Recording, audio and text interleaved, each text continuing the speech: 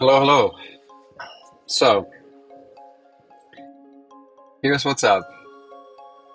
We got some very important progress done yesterday to encode our video files as HLS packaged M3U8 playlists.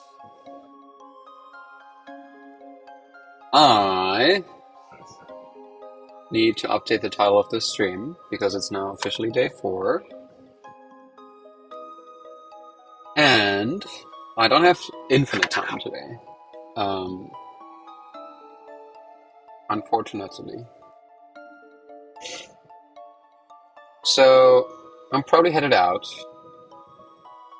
at approximately 6:30 p.m., which gives us 5 hours, just a little less. And I think it's important to stay realistic about the things we can achieve in that time frame. Um, I'm feeling pretty good about the things we've accomplished so far. We have a client-server architecture with text, image, and video messages being sent and received in real time between two different devices. And we have a logic to create conversations between two people. Now, this entire idea about this project is to have video reactions on stuff. So the video processing stuff was actually way more important than just sending video files because it's going to be necessary for the video reactions as well. Um, I kind of got to reply to that message. Let's see.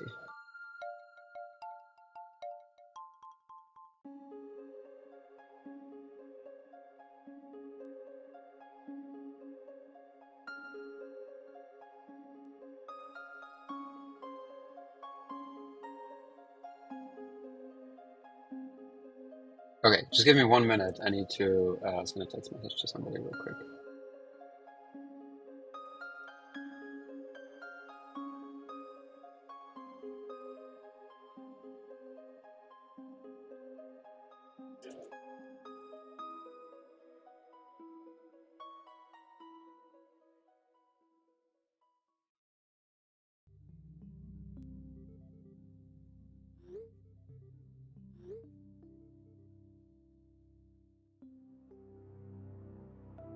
Okay.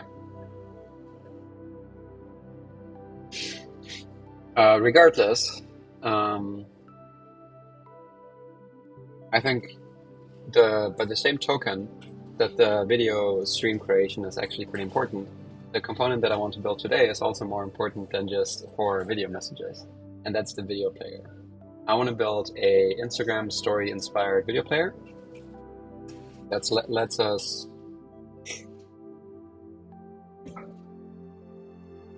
show video files either once and then never again, or just open any video file in a full screen player and then replay as many times as the viewer wants to see it. So that means that we have one component with two different modes.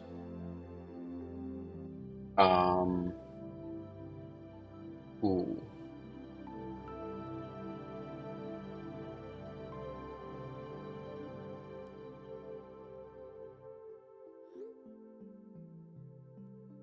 Okay, I'll take care of this later. Anyway, so the idea is,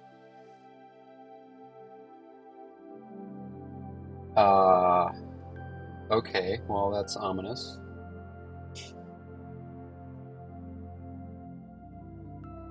I think I'm gonna click the link, but I think I'm gonna mute the video so that you can't hear it. I hope that works out. Nice, I love it. Holy fucking shit. How are you able to post this on YouTube? Great find. Educational content. It's always very important to stay educated. I will remove this from my history. Okay. So, bottom line, I want to build a video player. That's not very complicated, and we can definitely get this done in the next 5 hours or so. Just to recap, here's where we are. We have our little trusty to-do list. We have successfully, as a last thing yesterday, added thumbnails. Whoop whoop. And we also have done this. Notify the phone when the processing is complete. Now this one is a little bit more of a chore, and I want to do that probably tomorrow. Maybe we'll get there today, let's see how far we get. But one thing I want to interject right now is the video player, which has two different modes. One of them is a single time playback ephemeral video, and the other one is just multi playback normal video in full screen mode. We kind of have this one already. Let's just take a quick look at where the app is right now. I don't want to run this on a physical device right now. Let's just do the simulator and see where we're at. I hope that my ngrok session is still running. I think it is. So we should just be able to continue where we left off with that.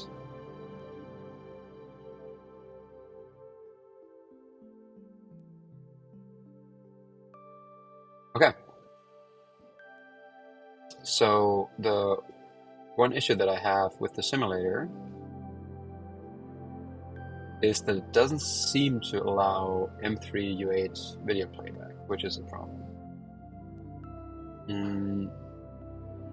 I mean, we could literally just go ahead and set this to MOF for now, so that it's playing the uncompressed static files instead of the playlists, which is going to result in shitty performance, but at least it should play back the content.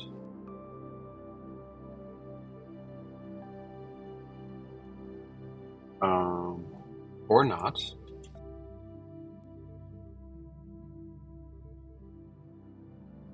On up here, print, going URL.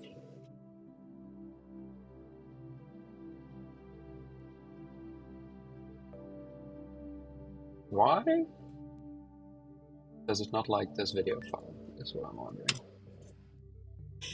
Because this seems to play back fine to me. So I wouldn't know why this is not working. Huh, that's peculiar. Is it because it's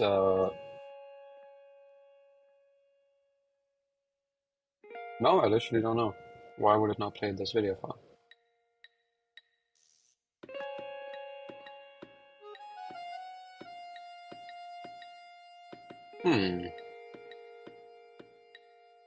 I don't think that's a problem to have MOF files just playing, you know? It is a little weird.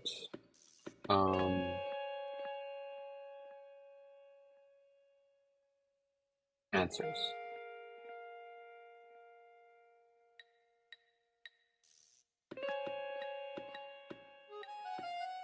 Huh. I don't really have an answer for you.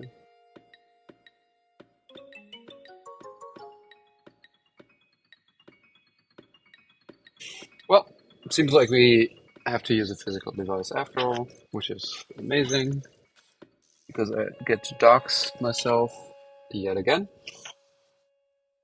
with all the stuff showing on my phone screen.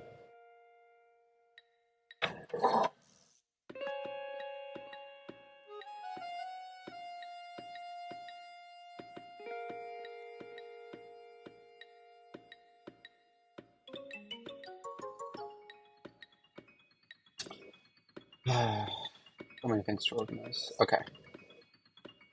Anyhow, let's double and triple check that I don't have any more confidential data acquired since yesterday in my camera roll. And we can open QuickTime to take a look at my screen. Okay. It's wiggling. You know what's weird? I never knew that these dots were moving when you're moving the phone around. That's kind of fun. Okay. So now we can go ahead and run this. And reset this change. Let's get some coffee.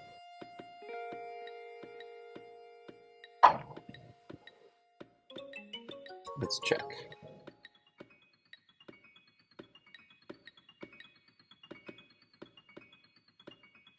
Okay, so that's working.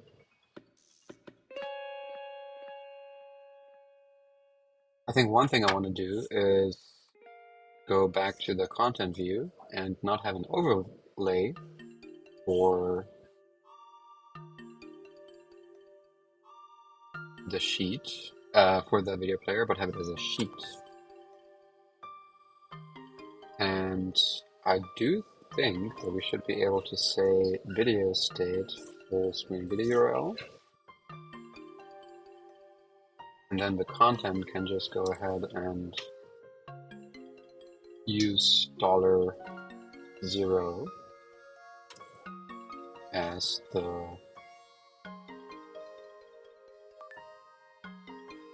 item that we show right here. Is it not identifiable? Publish URL publisher to expected argument type of binding item.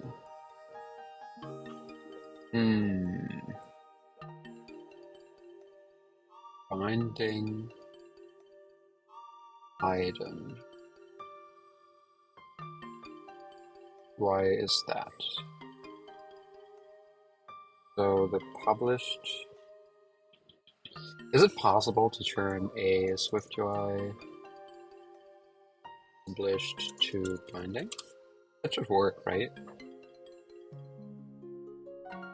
Yeah.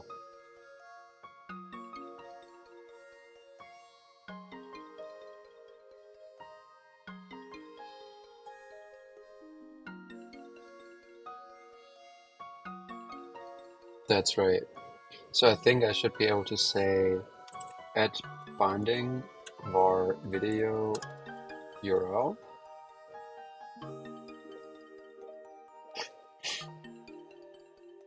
And then just say video state.url. No.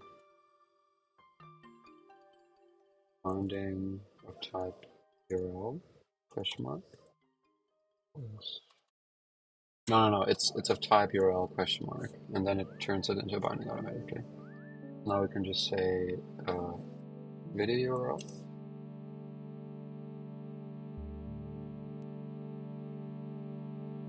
URL doesn't even conform to identifiable. Well, in that case,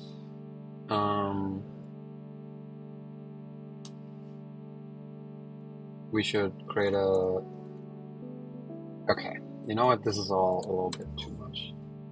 How about we just take the video URL, turn all of this into a new method, go to our full screen video, make an extension on view of type add full screen video for URL binding, which is a URL question mark binding. And then this does the sheet some view, and it should be view builder.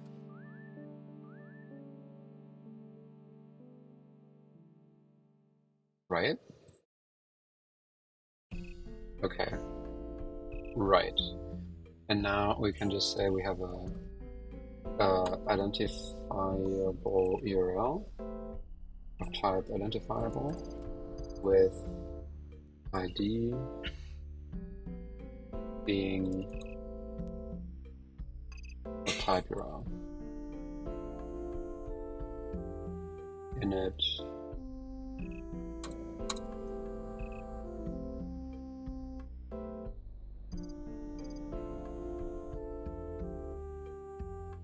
creates a binding from the value of another binding.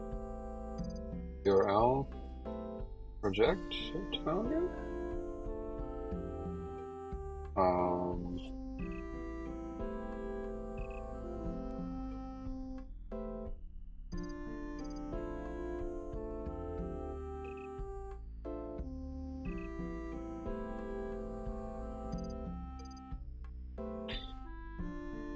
Can we just do URL of type identifiable? This should work, right? ID self.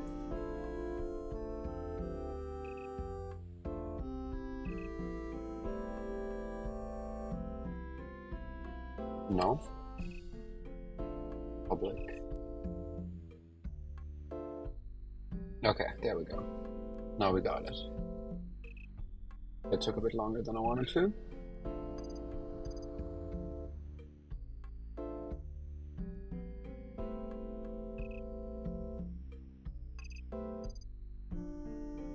Can I please tap this stupid thing? Okay, so that's not working.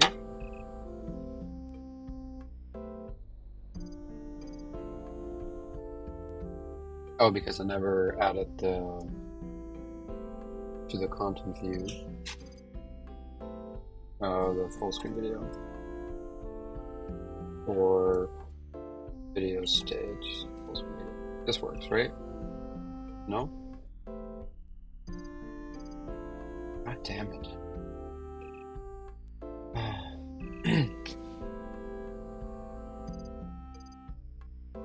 But we do want to have a new binding at state var full screen video of type URL,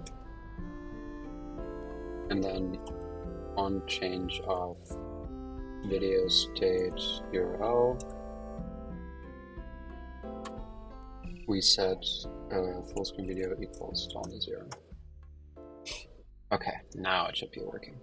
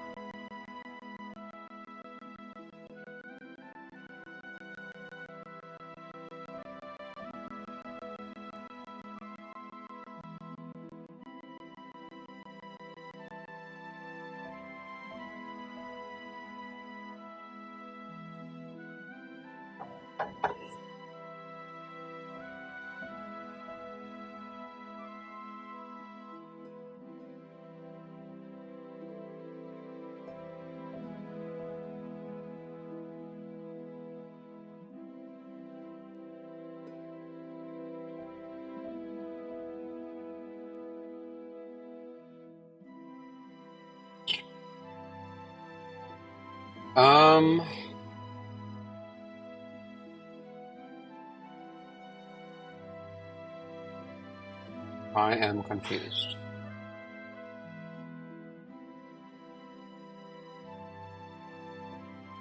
Because I don't know how Twitch works, but that's okay. We'll figure it out. we'll make it work. Okay. We have hopefully now created a working sheet for this little item right here, which lets me dismiss it. The problem is that it's not a two-way binding. So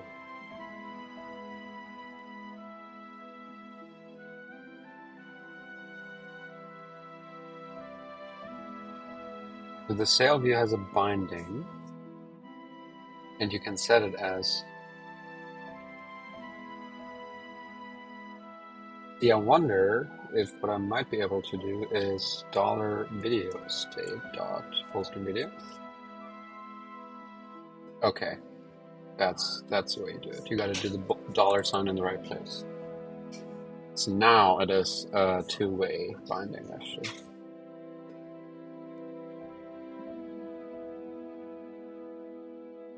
So if I click this, tap this, close it, open it up again, close it, open it up again, we got a perfect sheet, which is nice.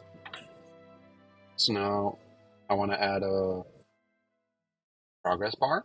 I want to add a play pause UI, which we don't have right now. If we go into the full screen video player, the UI should be pretty easy to add.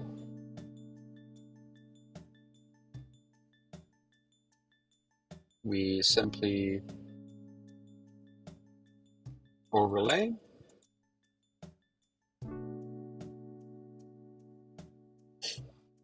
X button. This should be a variable var X button of type SomeView. Then we have the var play pause, which is also SomeView, which we overlay right there. Play pause. The play pause button. We have at state var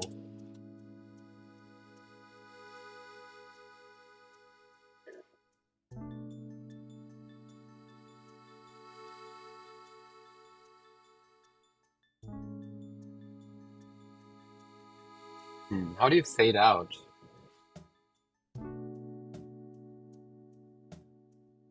The play pause button. I think we do this custom animation thing where you have a custom transition.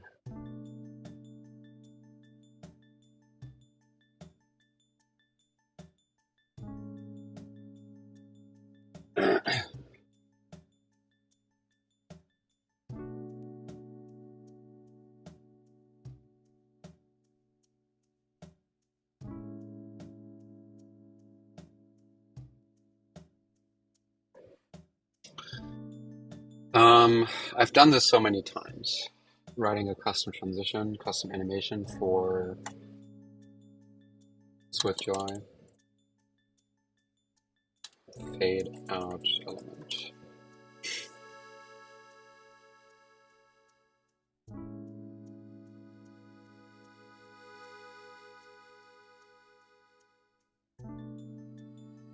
Yeah.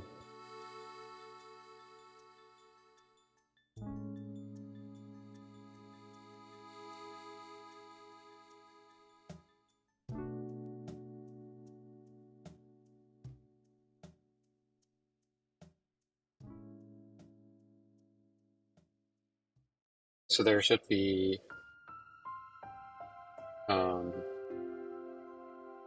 playing equals true at state or play pause visible equals false. Actually, the playing should be a computed property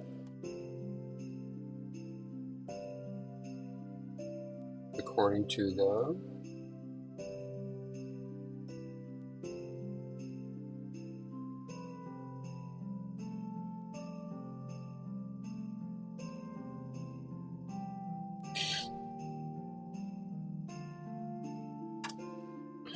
if play pause visible Then we have an image with system name, playing question mark, otherwise false. Dot fill, play, oops, play.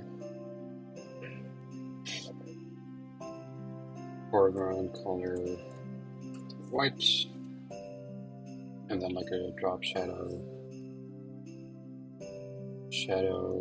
radius 5, I don't know. Var playing should also, I think, be a state var.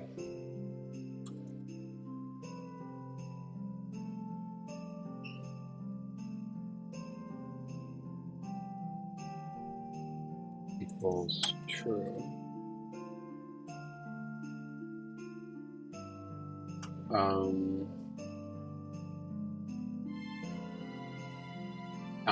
Add the builder. Now we have to add an observer to this little guy.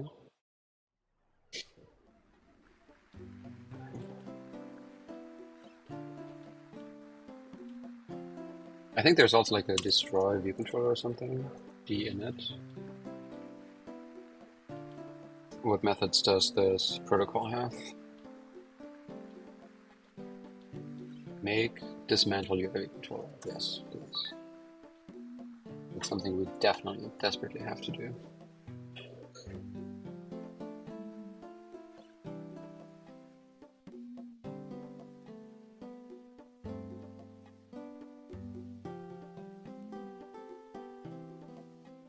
View controller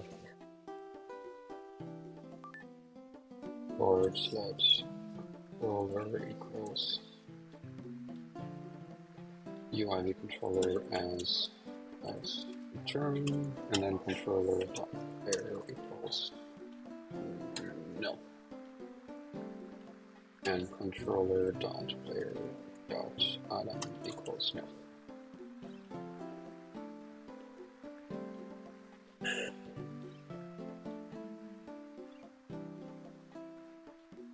Destroy, remove, stop, image. Like, how do I make sure that it never plays again, is what I'm thinking.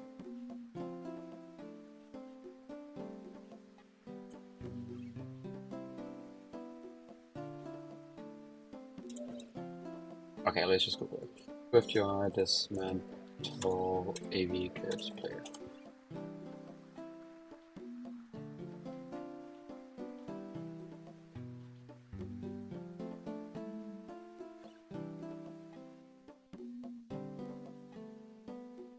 Just pause? That can't be it. Nah, whatever. And we should copy this to our little message row and the video player that we have here. Yeah.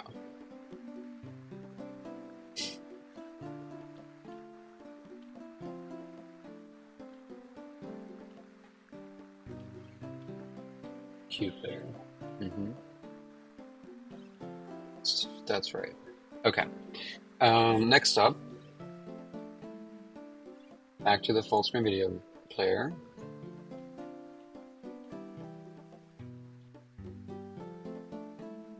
And now we need to have an observer for every time the play state changes.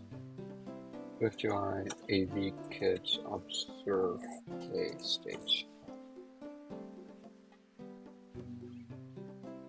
It has a delegate, doesn't it? Player.delegate.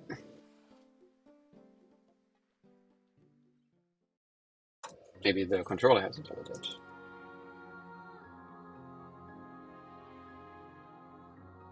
Equals context.coordinator.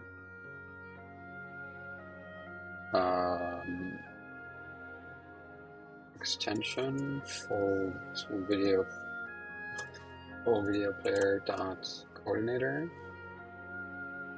of type AV kit controller delegate. What is it? AV player. AV player. AV player delegate. AV player. View controller delegate. Yes, please. Declaration is only valid file scope. Well, let's put it into the file scope. It's not like I give a damn. I mean, this I kind of give a damn for. This should be in a different file. Let's call it url.identifiable. Cool.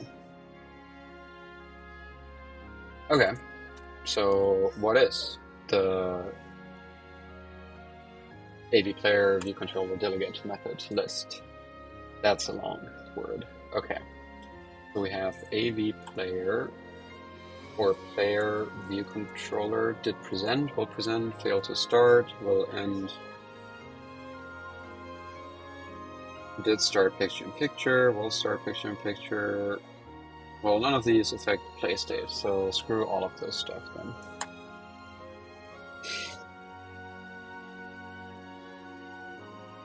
Shouldn't the player have a delegate? No. Does the item have a delegate? Player, current item, delegate? Nope. How do you observe play state of an AV kit video player?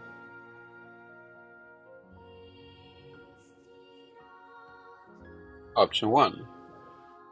Wrap it in an observed object class. That sounds horrible.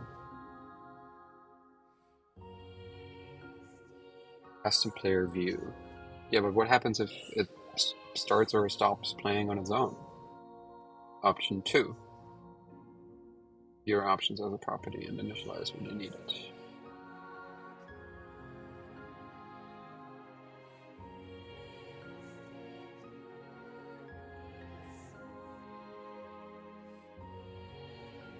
AV player, pause.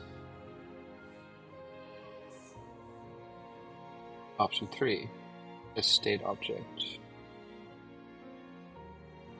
Nah. Dude, all of these are bad.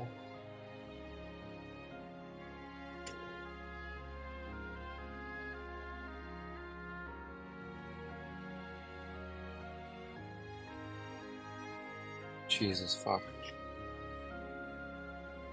Thank you.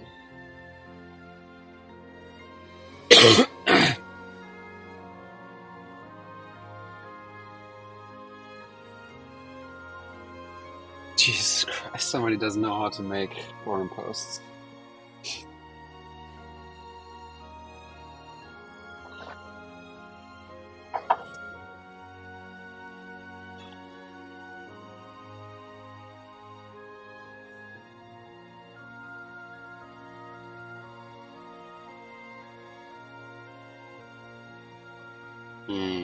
I think this might be an event thing.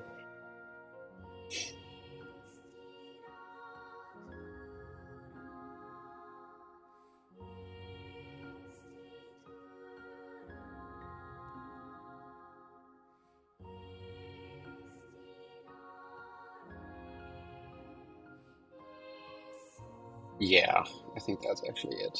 So we have player add observer for we take the context dot coordinator. The key path is rate, right?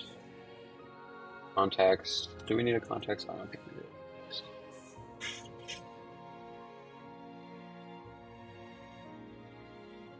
Is it called rate? Yeah, it's called rate. Cannot infer key path from context.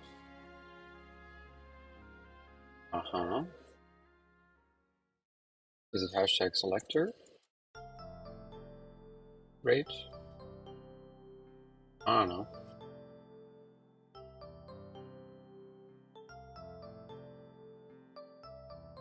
I really need context? There's no context. Why do I need context? Succeeded. Okay.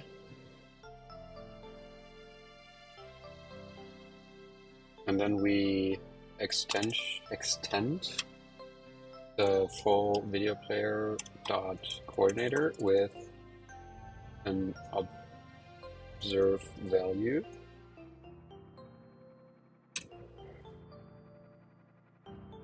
Card let player equals object as AV player else H.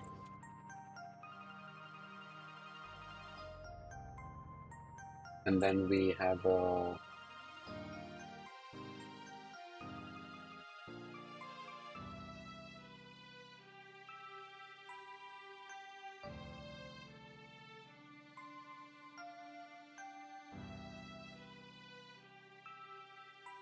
why do we need this callback again? I don't think we need this callback. Like, we only need the...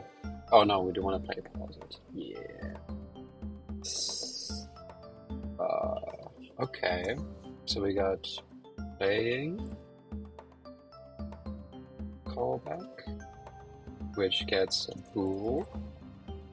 The whole thing is kind of optional. And then we also have a progress callback, which is double.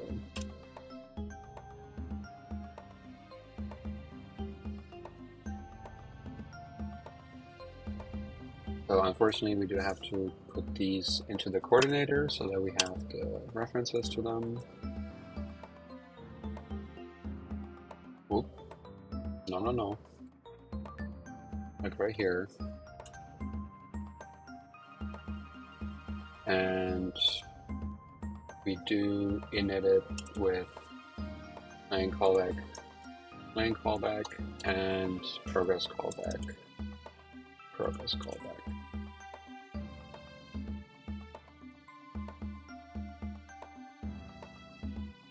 Oh my god. Refactor, generate initializer. Yikes. And then in here we can do self dot and callback. There dot rate greater than 0.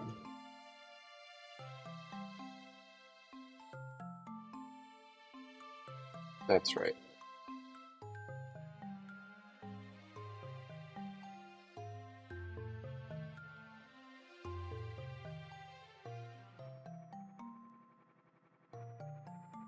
And we have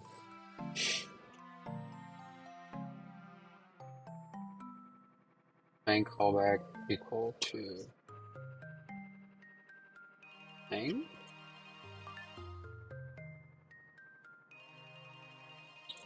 equals $0, and then progress callback we just kind of don't really do anything.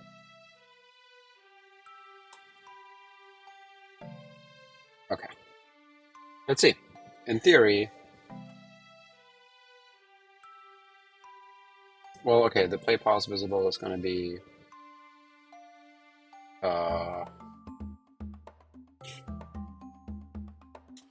on change off playing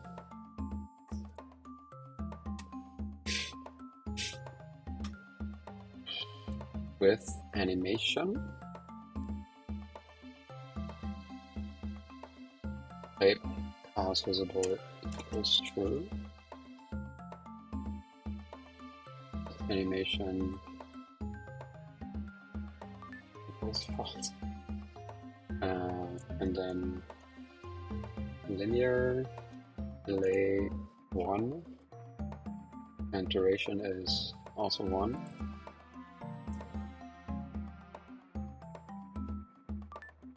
I don't know, man.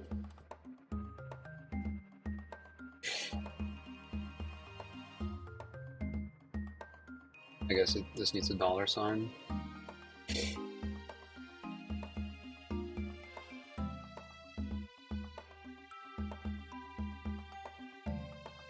Requires that binding bool confirmed to equatable. Okay, we got it. Let's see. Let's see. I'm not overly confident in this one, but it might just work. Let's see. Oh. Oh. Would you look at that?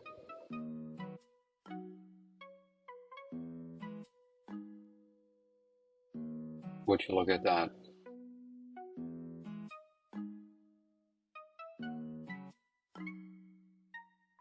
Okay, so we have a bit of a problem because uh whoopsie.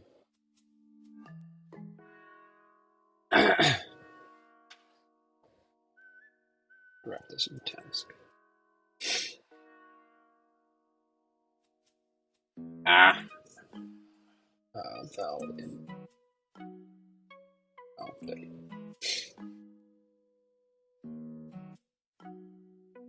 It's kind of working actually. Like it's a lot closer to working than I thought it would have been. If that makes any sense.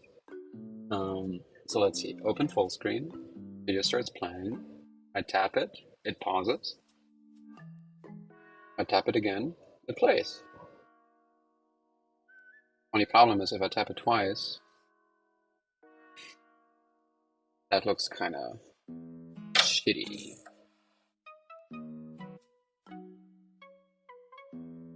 So what I think I should do is say with animation. Why can't I say with animation? It's not available in this context? I think it is. Linear duration of O1. What is happening? Why can't I use with animation?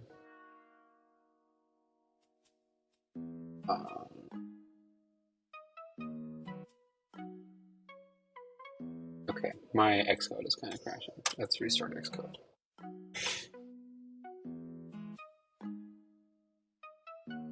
I kind of need to charge my laptop.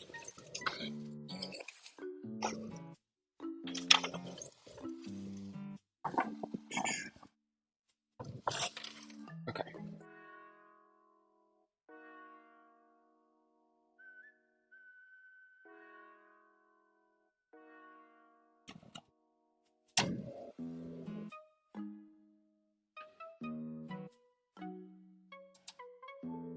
Yes, sir.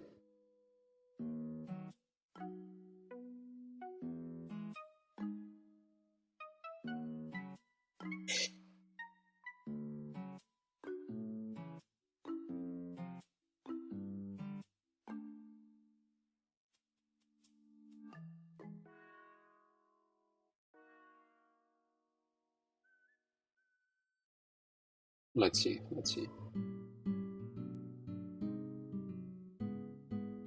Okay, I was trying to add with animation to this. Why would it not be available in this context? Oh, it's not with animation, it's just animation. Yeah, okay. That makes way more sense. The animation is linear, or actually can I do none for playing?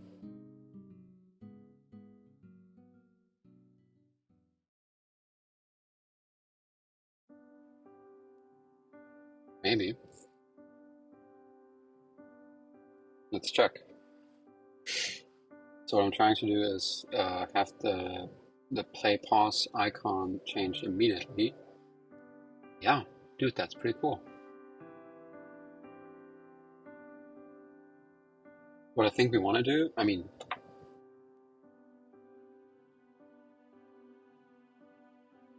oh, it's just finished. Yeah, when it's finished, it's kind of fucked, but that's okay. Um,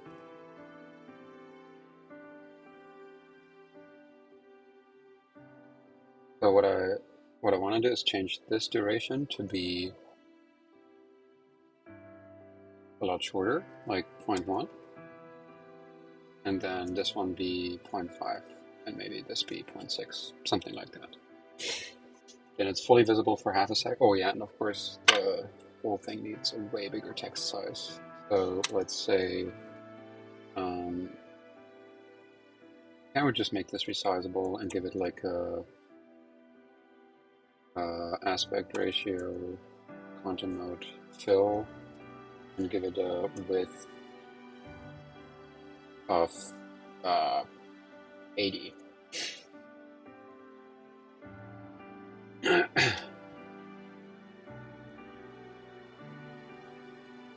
Oh, ah, fit, of course.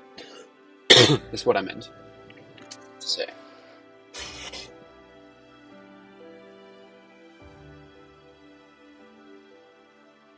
Yeah, that looks pretty good.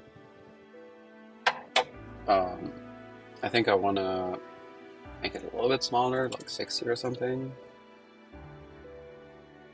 And we kind of want to fix the start of it. But for that, I think we want to start with the progress bar. That's a pretty cool video player. I'm pretty happy with that. So we give it a font size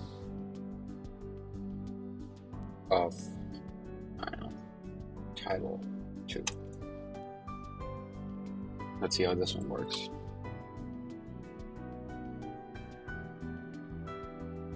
Yeah, it could be bigger. Let's say title. I think title is actually a little bit too big though. Maybe it's like headline or something. Oh, that's fine. That's not bad. One thing we can also do is give this whole thing view background color clear, and then this opaque false. And we do have to, and the problem with the sheet is that even if I add a background here of like a thin material, I think the sheet is always black, which is a bit of a problem. But we can fix that with introspection. Yeah, see now it is gray because the sheet itself has a background color. But we can remove that with introspect, view controller,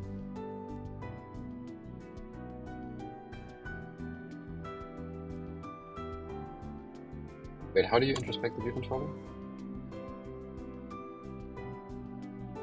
Swift UI introspect view controller.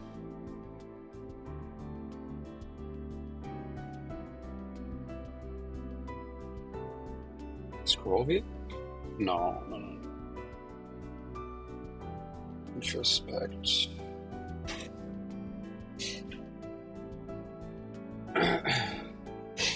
It's like a sheet or something? No. iOS 16 and 17. And view.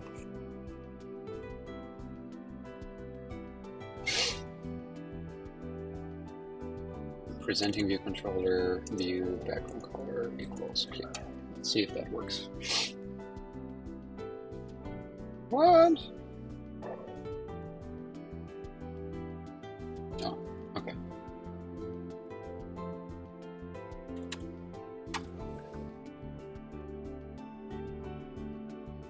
No, that's not how it works. I've fixed this before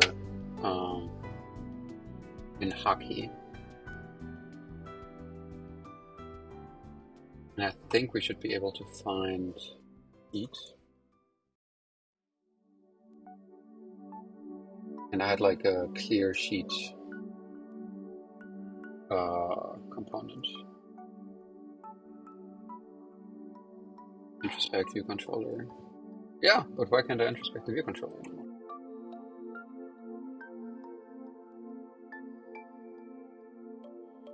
Introspect view. And then controller. Is it presenting view? That should be right, shouldn't it? Maybe sheet was wrong.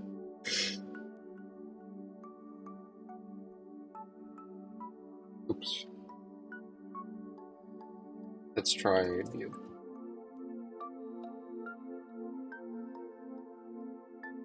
Why does introspect view controller not exist anymore?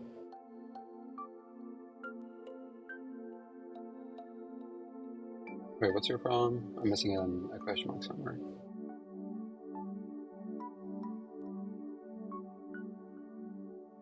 Current view controller? No? Okay. What happened to the view controller?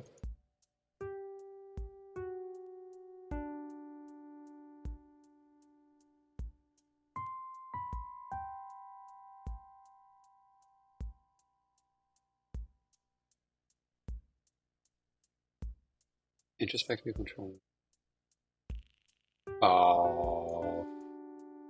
Okay, so it has to be the sheet then, right? What is the type of presentation controller?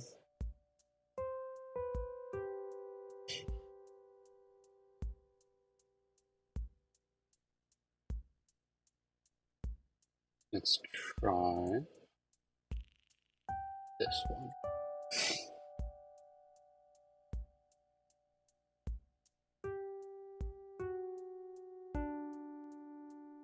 Let's check. I wanted to run the debugger on it in order to be able to see if presented view is null or not.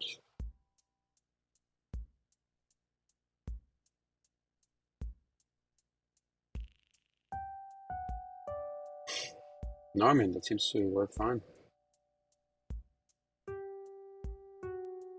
But it's not clear.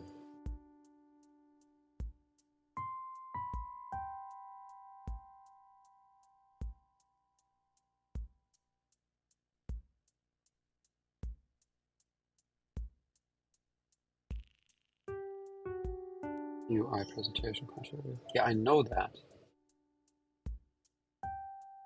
What I don't know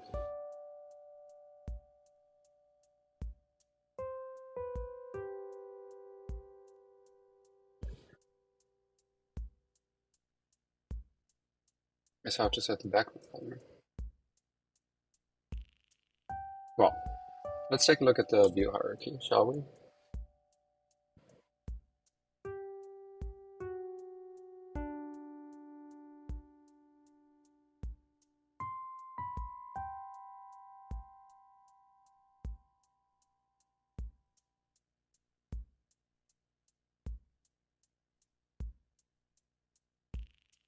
Where does it take so long? Okay, we finally got it.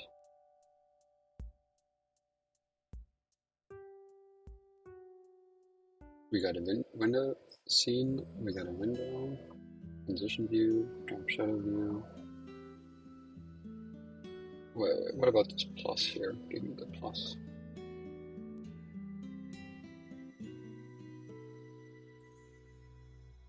Hosting view.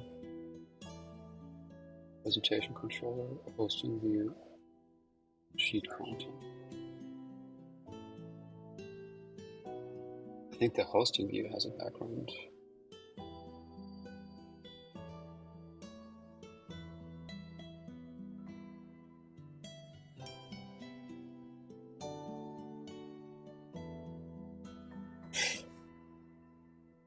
Okay, first of all, let's remove the unmaterial background. And we do have a host children sub controllers, presented controller, presented controller. I don't know.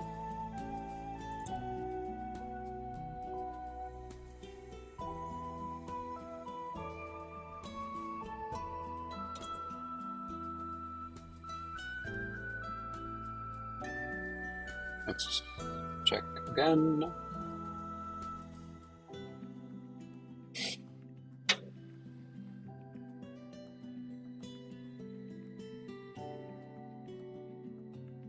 So the full video player definitely doesn't have a background color after this. Right? and presented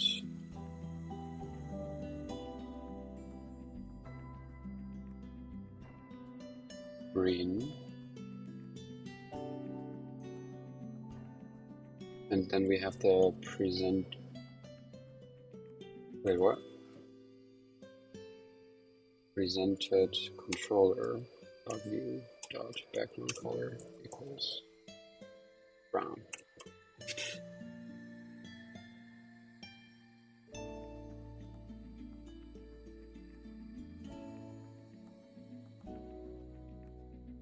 So this one is now clear.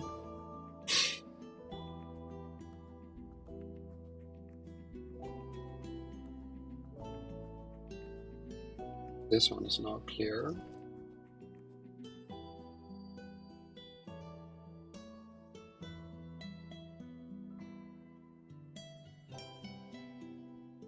Oh, nice. It does work. Okay. Cyan we don't need. And now we should be able to add the thin material to it. Let's check. Yes, no, that looks like something, huh? I like that. Cool, okay. We might want to do ultra thin material though.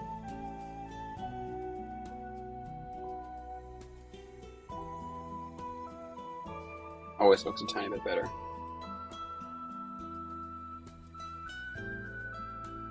Yeah, that's cool. Okay.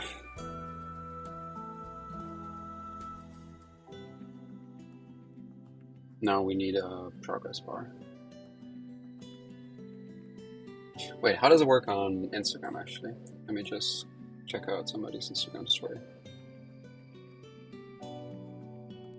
They have the X below the progress bar. So we probably want to have it below as well. So the progress bar is above, that's what I'm saying. Okay, so how do we track the progress then? Okay, I'll take a quick 2-second break and I'll be right back.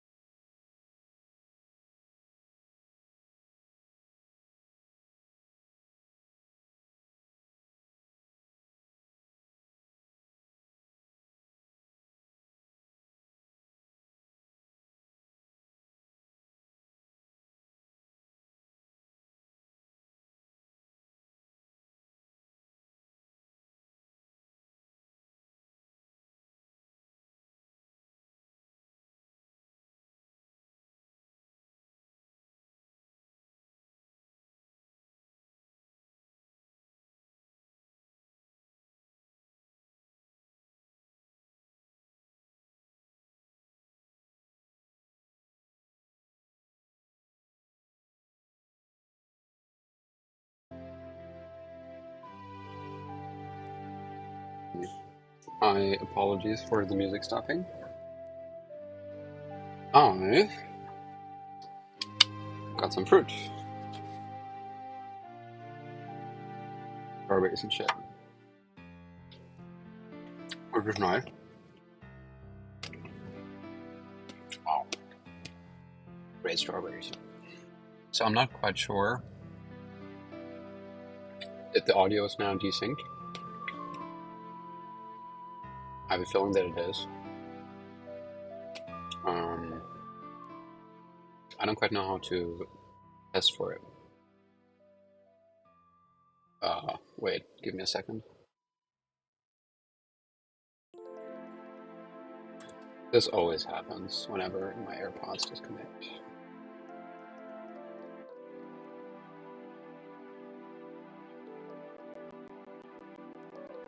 Test.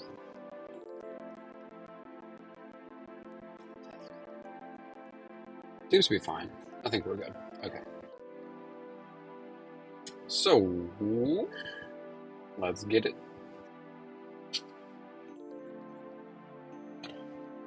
Oh, great food. Exceptional.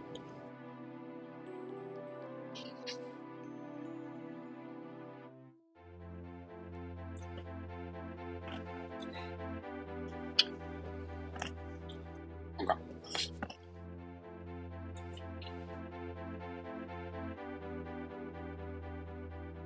I think we can add an observer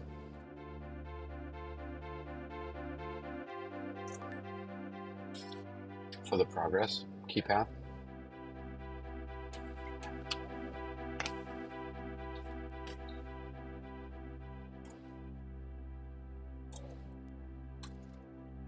Key path. Ace. Reach.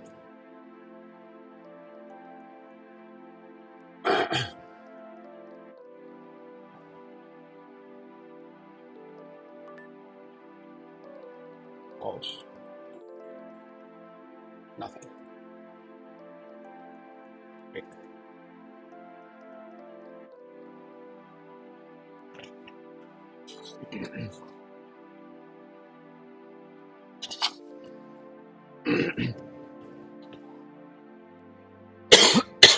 Apologies. Ooh, thanks.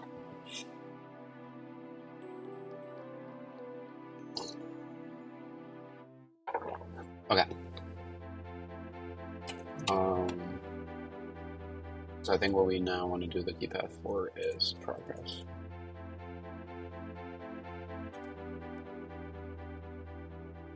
In time. Ooh, it's a method. So that's not gonna work. So we do have to do events, right?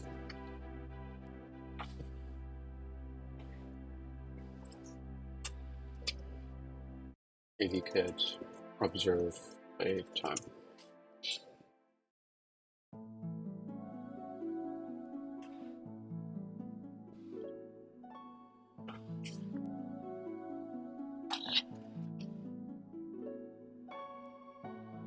Observe.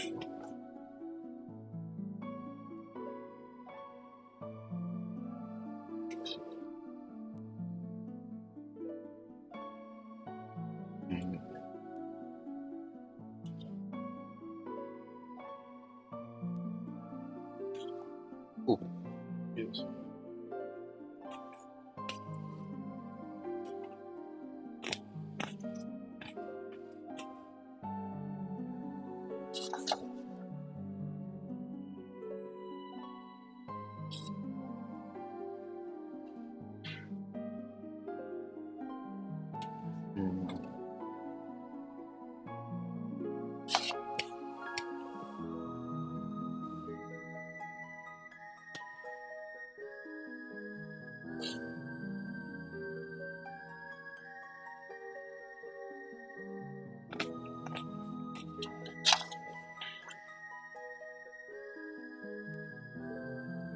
Yeah, we need to add in a periodic observer.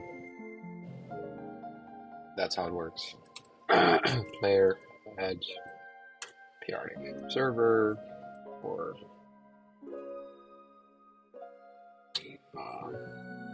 interval 0 point. I mean, if we want 60 FPS, then it's like 0.0 or something. Dispatch queue is going to be global with QoS of user initiated, and then we 0 _ in return. I don't think it likes this as an interval. Is that the mistake that the control error that we have?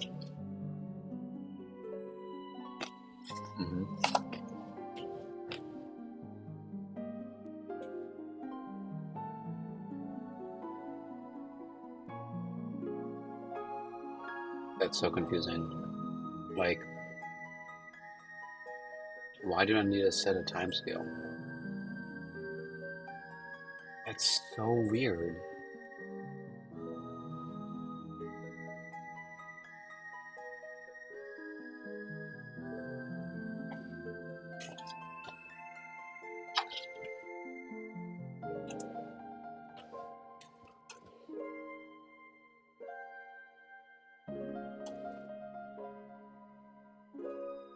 $60?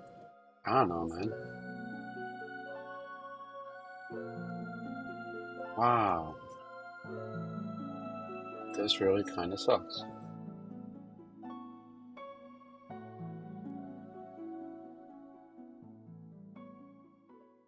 God damn it. Why do you have to overcomplicate everything so much, Swift? Like, this is a horrible API. Let's just be real here. Man.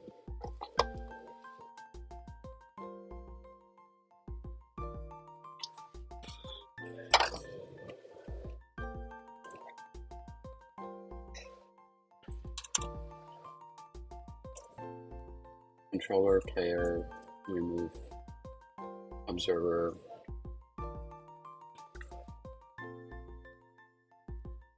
Yeah. Does this return like a handle or something? It does return a handle or something. So we have let observer handle no var observer handle any equals 0. So the context coordinator observer handle is equal to this, and then we progress callback on a 0 divided by player dot total earned item duration.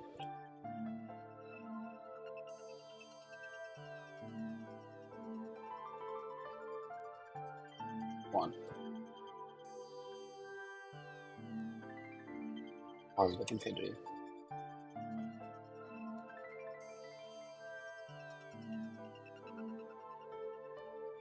What the heck?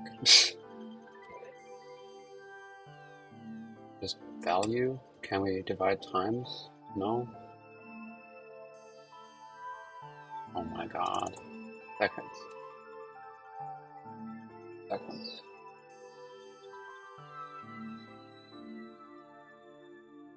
F on this board.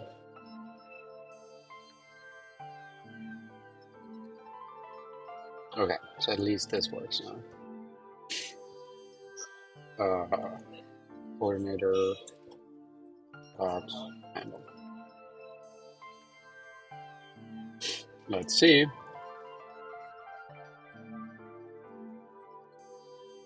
Oh, I need to make my phone again. That is true. It is true.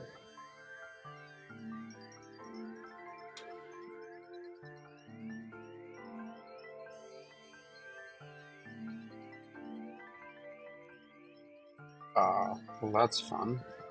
Why did it foreground it? I don't like that.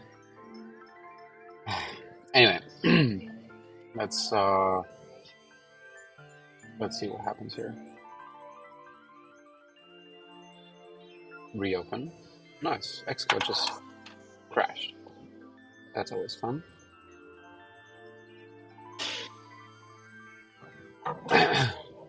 So how about we state var progress equals 0.0, and we just top trailing some text for progress. And lastly, progress equals $0, and progress callback is getting called. The statement on the line must be separated by a semicolon. Wow, that's good to know. Didn't know that.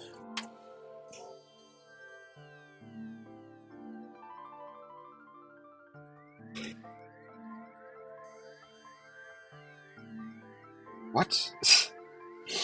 What's happening there? Invalid parameter not satisfying time compare interval greater 0? What the heck?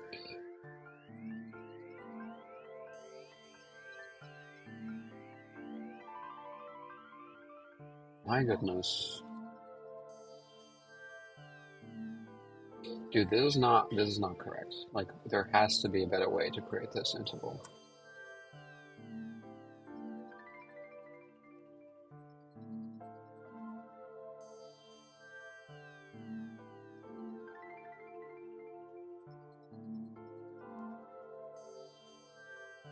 Do we have a timescale for that item? Maybe? Or an item scale? Purge 60. Okay. Thank you. Jesus Christ.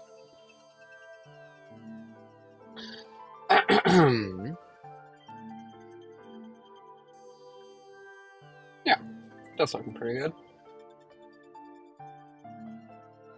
7, 8, 9, 100. It's good to know that we go a little bit above 100 even. Above 100 even.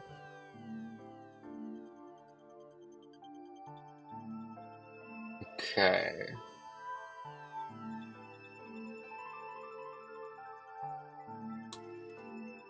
State var finished playback equals false. Finished playback equals $0 greater than 0.99. And I do want to remove the play pause and not finish playback. Hopefully that's going to help us to remove this pause button that just shows up at the end, because that's a bug we've been fighting with.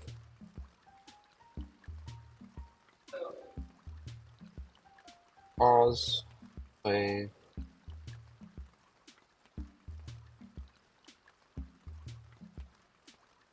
Nope.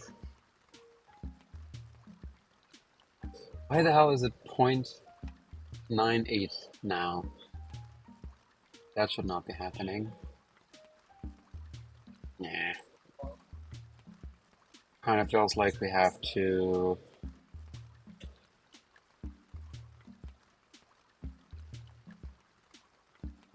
How about we do coordinator call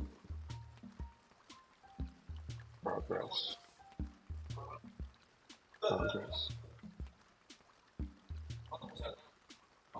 Coordinator func call progress. Time. Let time equals player. We don't have the print player. That's a bit of a problem. Well, we can give it the player. baby player dot current time. What's your problem? Ah, we need to do on player. And then we do want to call it, well, in here. Self is kind of unnecessary. Call progress on player. Nice. Yeah, I'm feeling better about this because now there will always be a callback to finishing the progress anytime the video stops playing.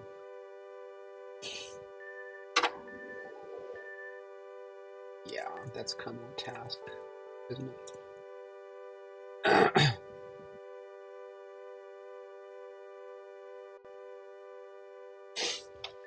Yes, yes, yes.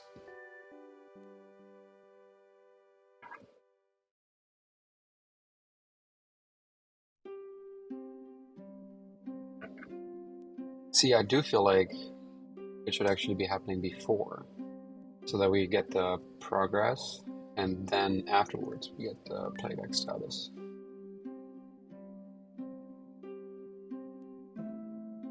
So we can say greater than 0.999 even.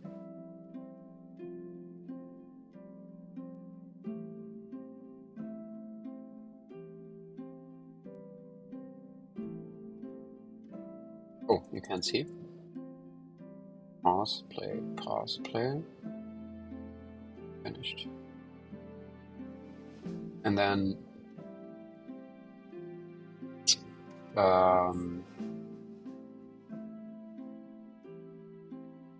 if finished playback, then we should do player dot seek to 0.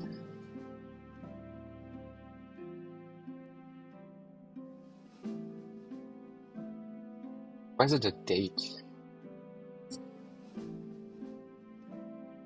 It doesn't really make sense. Well, that's okay. Let's check.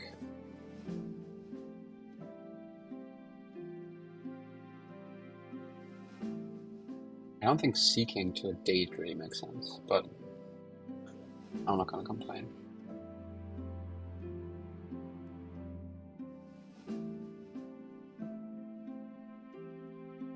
Wait, why is it?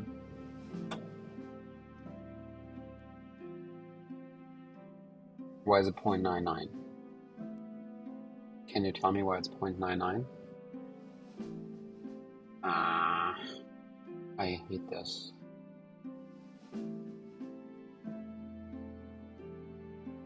How is it 0.99?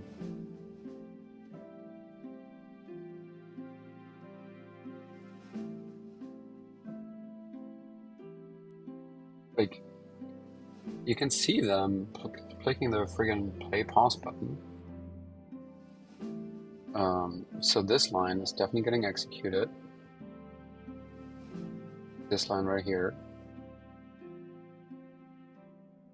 Now, that does mean call in progress is also getting executed.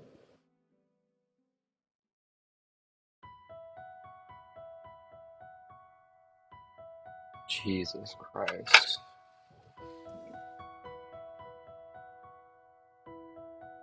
So we have to increase the tolerance. Oh man, I really don't like that. Player dot current time status. What is status? Player status. Well, tell me what kind of values we have. Ready to play. Well, that's not really what I'm looking for. Is there like a finished or something? And play. And step forward. External metadata. Forward playback in time. The time at which forward playback ends. Is playback buffer full? Outputs, forward buffer duration, presentation, time offset from live, beacon, start on first variant, template, time base, copy, current date.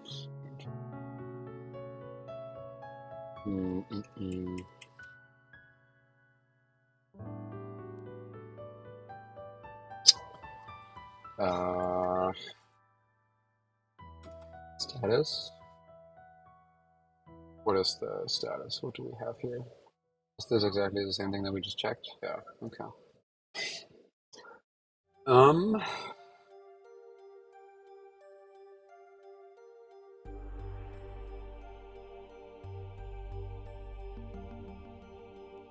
Okay, I'm kind of curious what happens if we print the time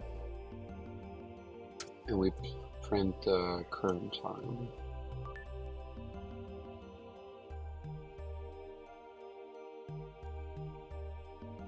Let's check.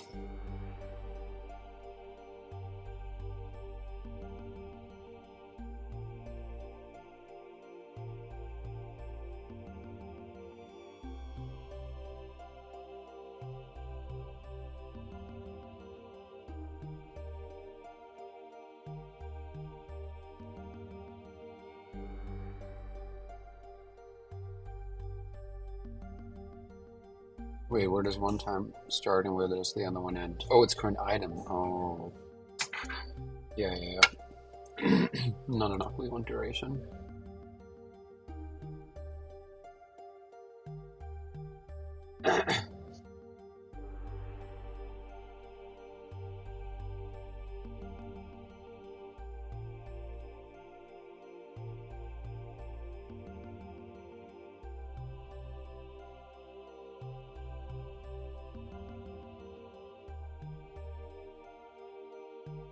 The timescales are different, right? Maybe that's why.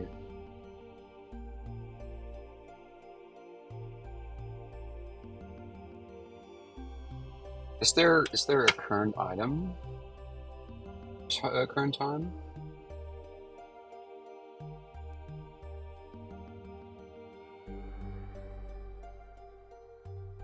No. Okay, well, we have this value divided by this value, which is 5.98693, whatever. Let's just put it somewhere.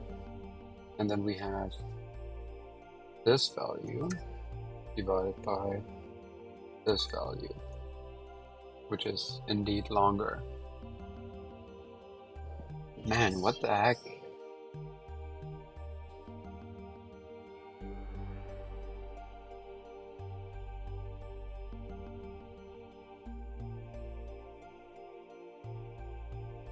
Okay, I think it's time to ask ChatGPT, because there has to have been somebody feeding this into ChatGPT's knowledge base at some point. I'm building a video player with Swift AV Kit.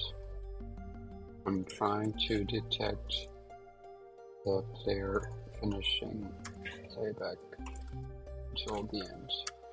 However, even though the playback finishes, the library is reporting a current playtime that's 0.2 seconds behind the current item's duration. How can I still detect the playback finishing successfully? I'm using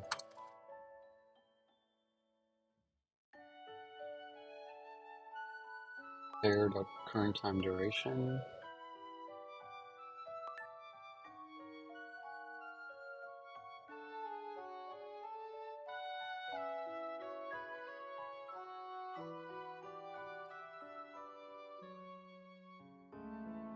progress equals, and I'm getting a value of progress equals 0.98.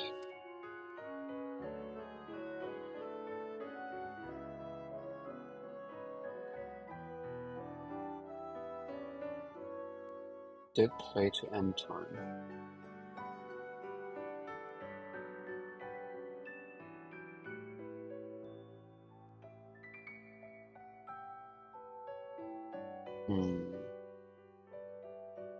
And we also have to remove that observer at the end, right?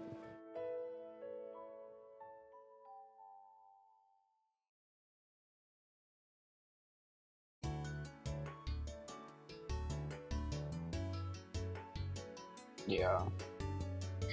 Okay, we can do that. Thank you, ChatGPT.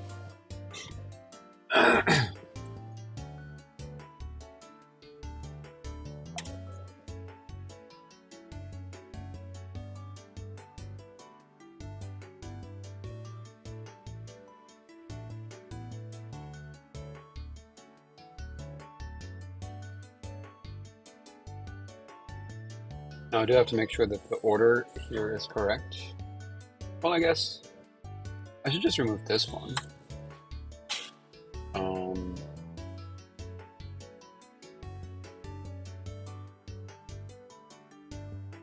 Yeah.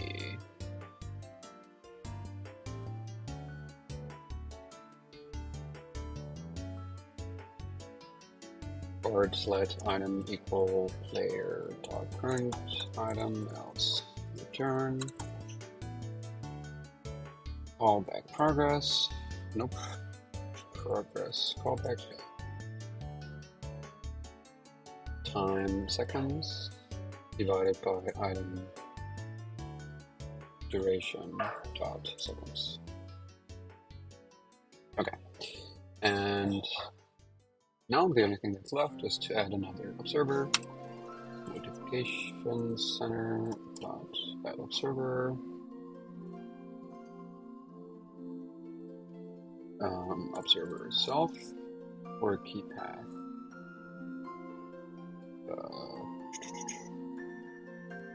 Add subject to C. Unfinished playback.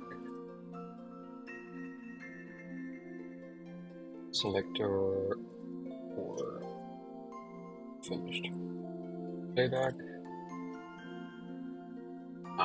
No, it's not self. It's context.coordinator.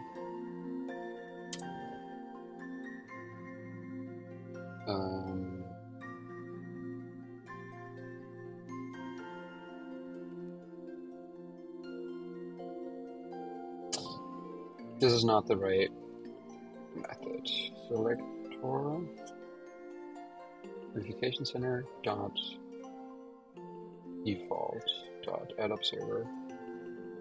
Selector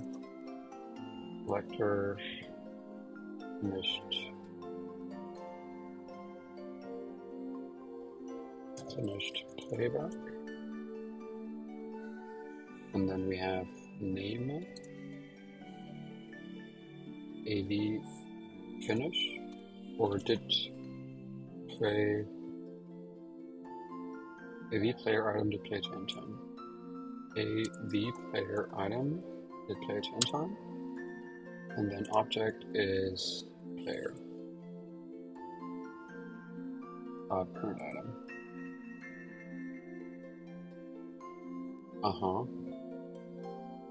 Well, let's hope that this works. Okay.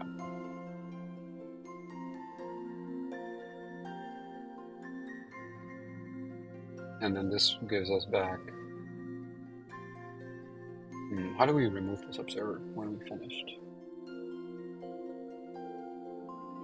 Notification center dot default dot remove observer any. Well, this doesn't return anything though.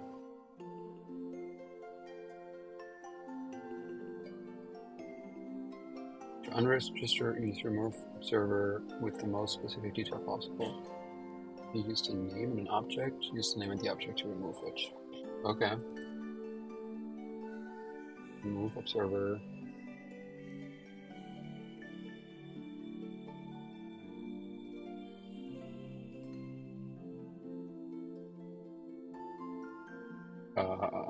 coordinator, name, item. If that item equals controller dot player dot item, remove observer for item. Okay. Now we should be able to call the progress callback with a progress of 1. That was more complicated than it needed to be. But I think we're good. Well, it's a good thing I didn't make the thing more tolerant, because we never would have caught this case.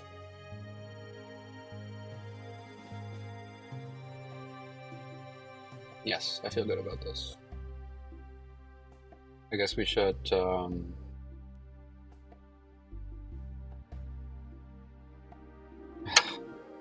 it's so bad that like this value needs to be clamped. Progress equals this. Min of 1 progress. Max of 0 progress. Fix your fucking libraries, Apple. A video player should not have a progress of a negative value.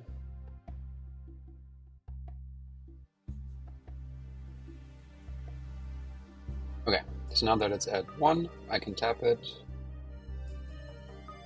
No, that's not working. That is not working.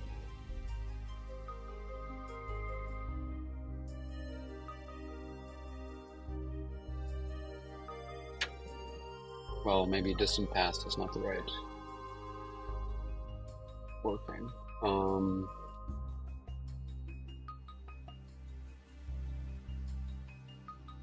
Seek to 0, tolerance before 0, tolerance after 0. How about that?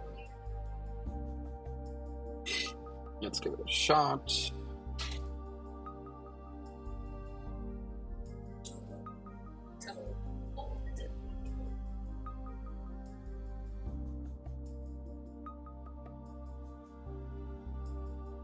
Oh, yes.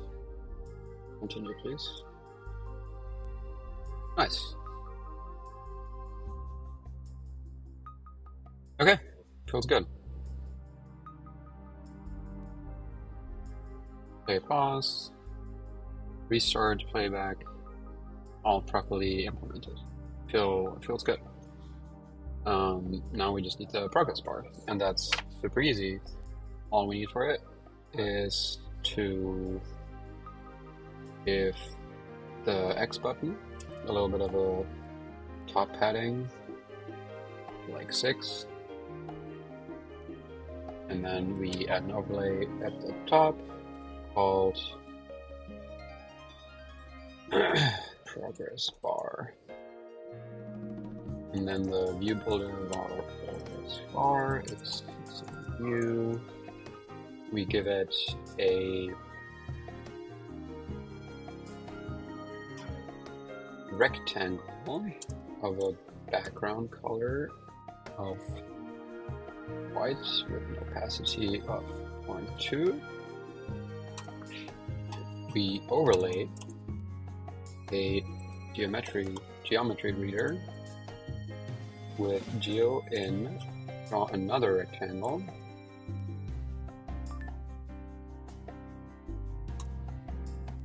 which has a background of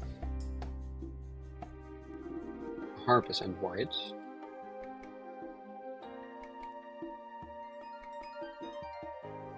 And this thing has a frame of a width of geo.size.width times progress.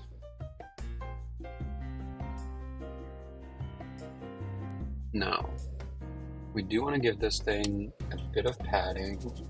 Let's maybe call it 6. I'm not sure if that's going to be correct. I acknowledge that we should have a preview provider for this.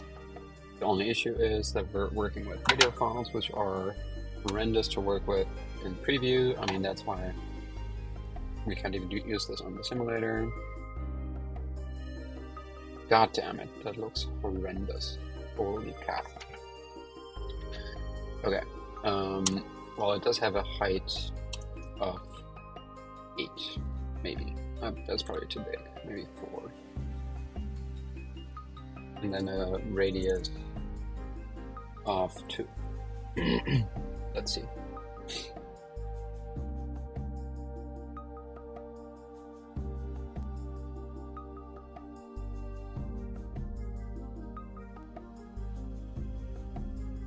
What the fuck happened to my progress bar? I think we need this above the padding value.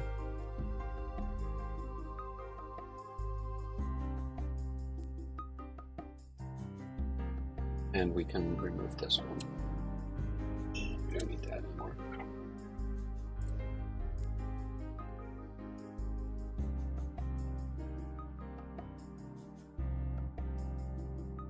Okay. Looking good. I think we want to give it more padding. Like 10 maybe? And we do want to bring this button down a little bit. So maybe also give this 10. And we do want to make this one a little less opaque, so give it a 0.1.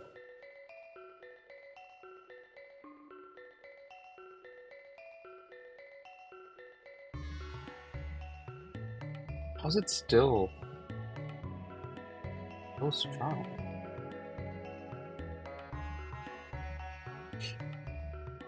I like this. I really like it. Okay. It seems like Instagram has the button on the right, so maybe we want to put it on the right as well here. So it's going to be top trailing. And how, honestly, like, how is this so visible if the opacity is 10%? Holy crap. I almost can't believe it.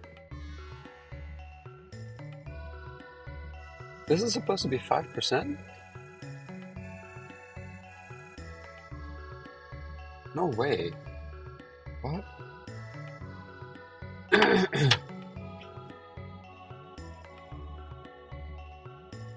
Is it the foreground color?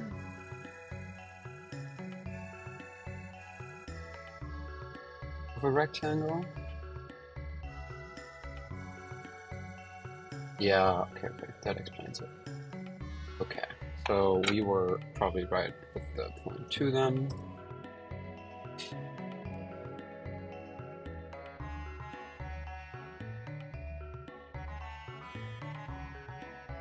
Yeah, that looks pretty good to me.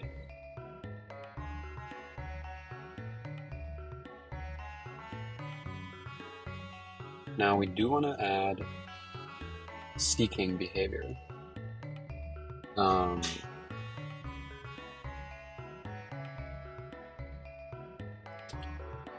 we can drag the progress bar to the left or to the right. I'm not quite sure how to do that though.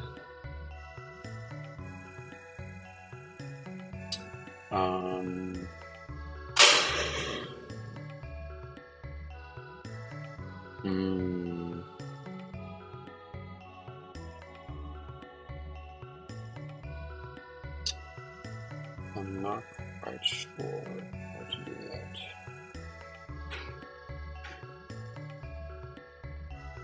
Well, we should commit this. This is good progress, okay?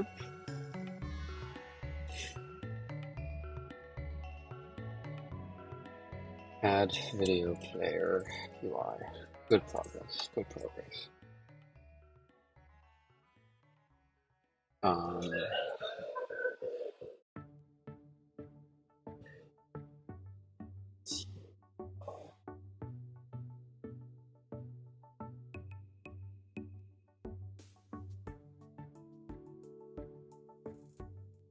Do we want to add seeking to this right now?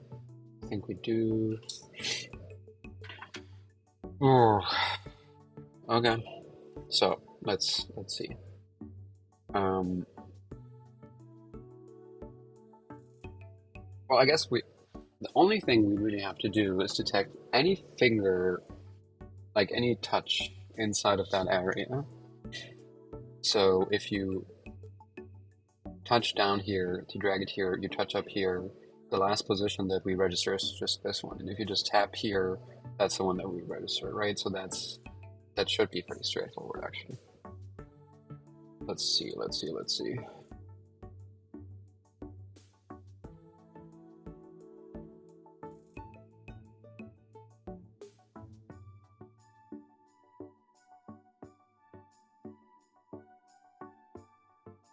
I need more coffee for that.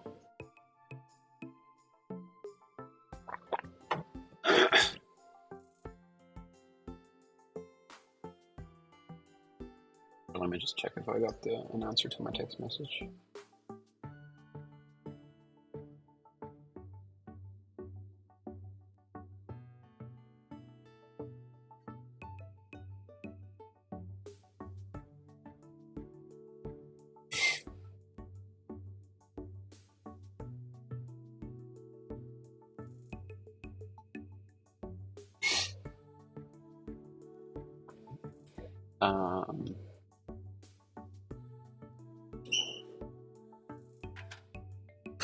Okay, I think I know how to do this.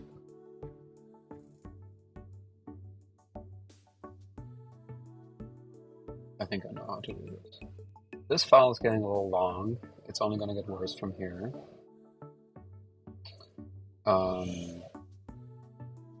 Is this a page or is it a view component?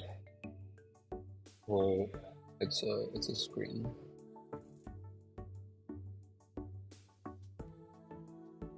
I could outsource the progress bar.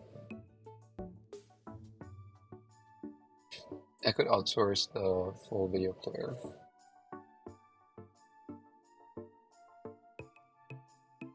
But I think for now we're okay. Like it could be worse. The code is pretty good for that.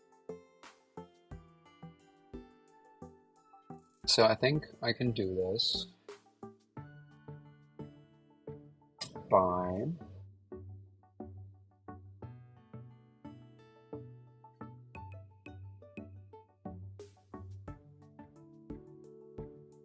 taking the progress bar, overlaying it with a color dot clear that has negative padding of 6 and has a gesture recognizer of and gesture recognizer.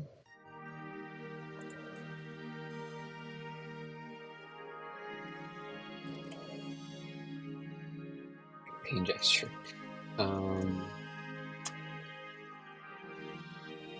Yeah, I don't remember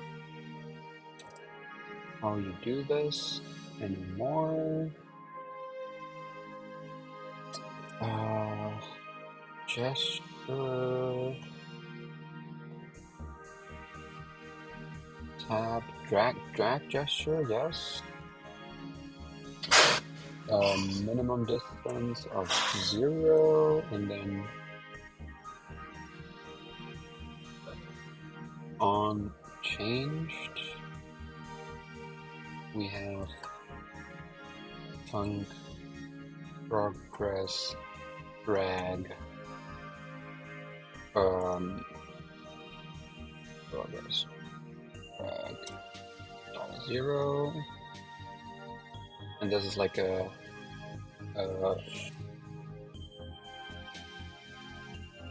drag of type drag gesture dot value. So we get the drag dot location dot x in the reference frame of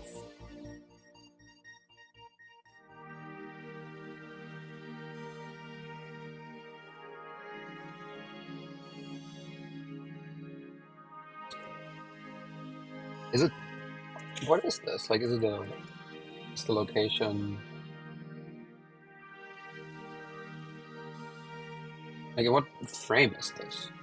Let's just print it out and see what we get from here.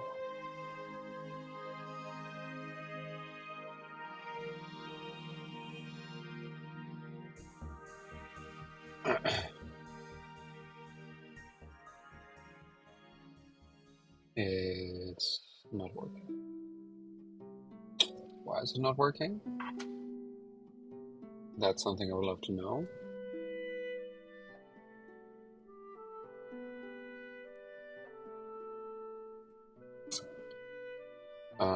Maybe we give it a color dot,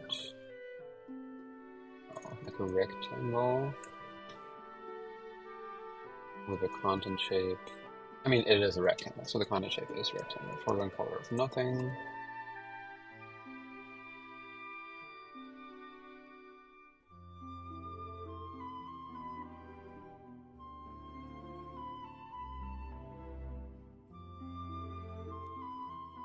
No.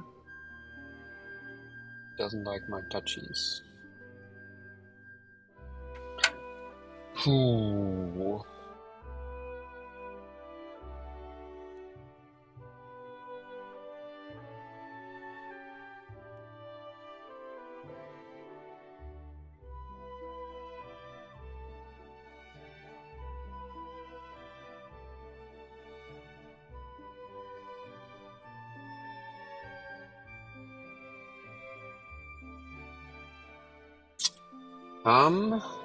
I have done this before. I have a feeling that it has something to do with the negative padding. Although I am not sure.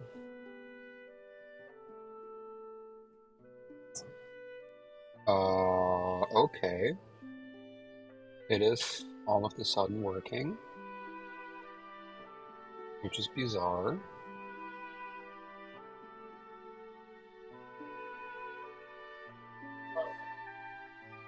Quite bizarre.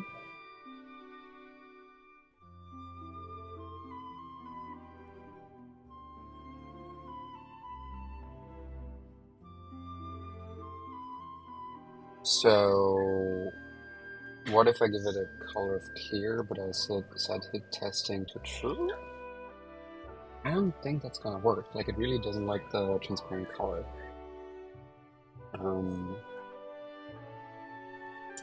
Yeah.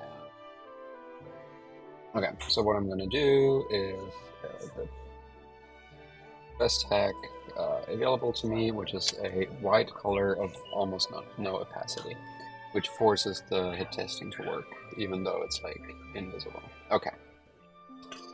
So now we have a dragging position, and we can also tap on it to get a single value, and we can seek to that position.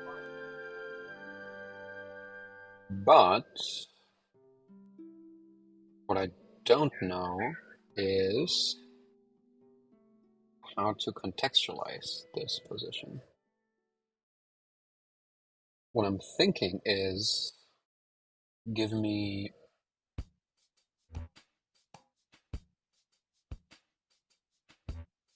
the total width of this thing, but that would require a second geometry reader. I do have this measure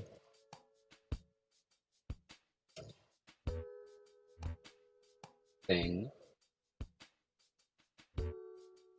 so I might as well just do another measure thing, and this time we measure the width.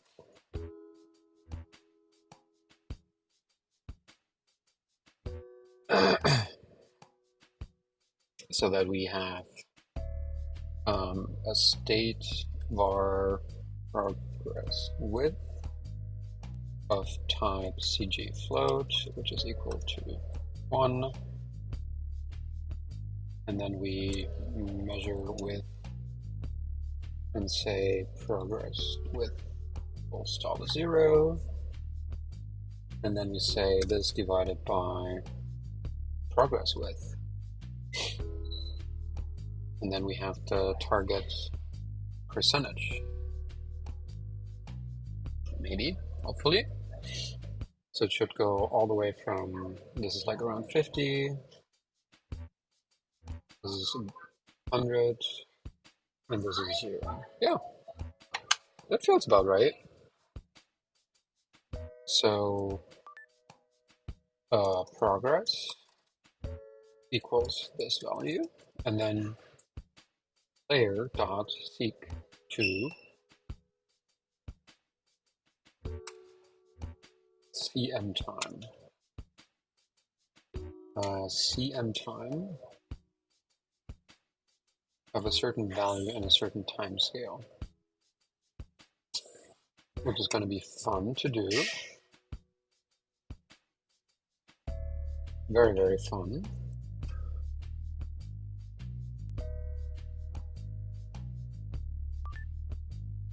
Let time equals something like that. Guard let item equals layer dot current item of turn. And then we take scale duration is equal to item dot duration. And I think we just take duration. We just multiply it. Can we say duration times progress? That would be convenient.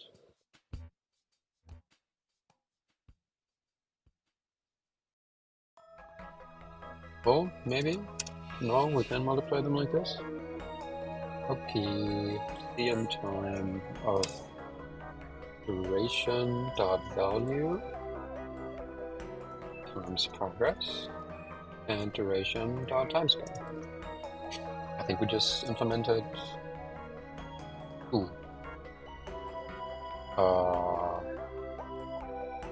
double, maybe? No. Init. Okay, whatever whatever type it is, init always works. Okay. Let's get it. Let's see if we're able to seek around in this.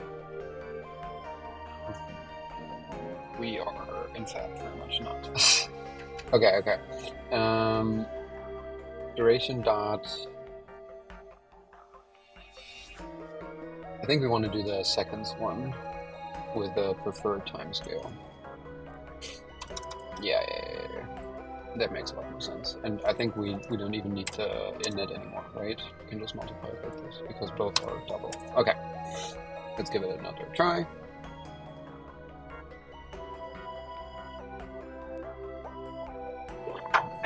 And let's try waiting until it starts playback. And then we seek around. Oh, it's kind of working. I think the progress bar is a little laggy. But let me try tapping it. Tapping actually works very well.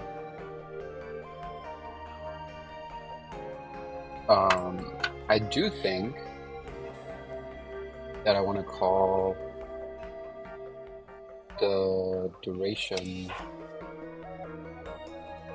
self dot progress equal to progress. And this one I need to do differently because that's just not how anything works.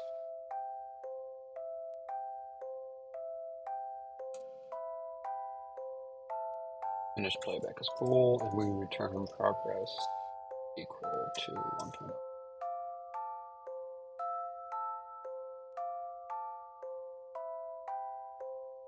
Let's check how this is doing now.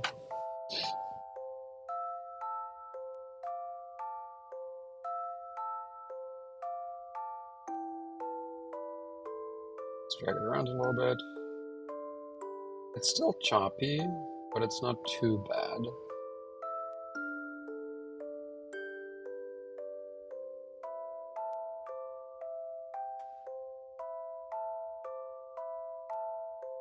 It's okay. It is a little bit laggy. Yeah.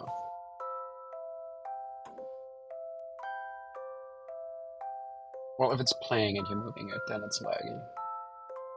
Maybe that's on purpose. If you pause it and you move it, it's perfectly smooth. Boop, boop, boop, boop, boop, boop. Dude, I mean, works for me. Let's commit it. Add seeking. Okay.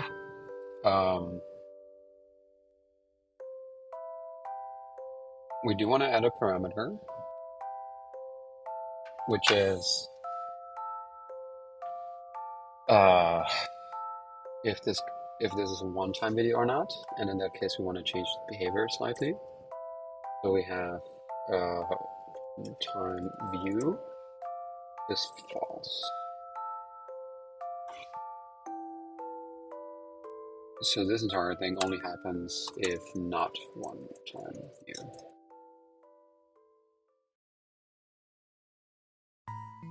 And then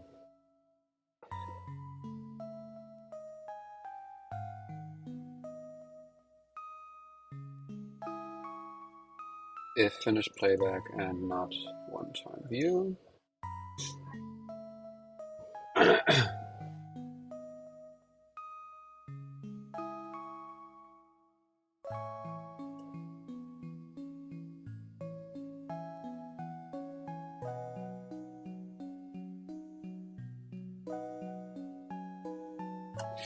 And we do want to add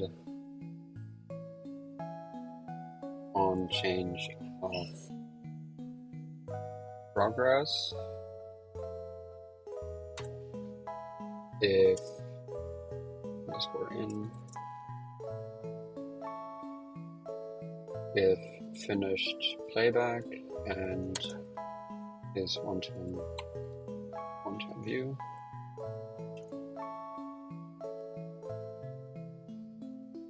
Then we finish. We close. Close.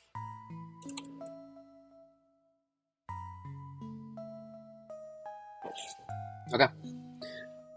Add one-time view player. So this one doesn't allow you to seek, and it immediately closes whenever the playback is finished. But you can still pause it.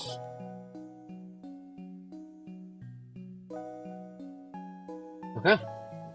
Feels good.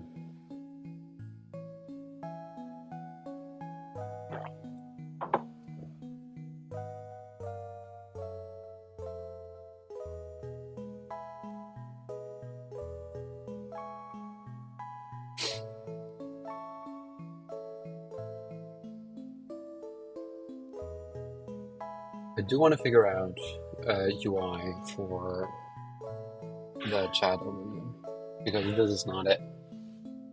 And that's something I'll be thinking about. But I'll just take a quick break, and I'll be back in 1 second.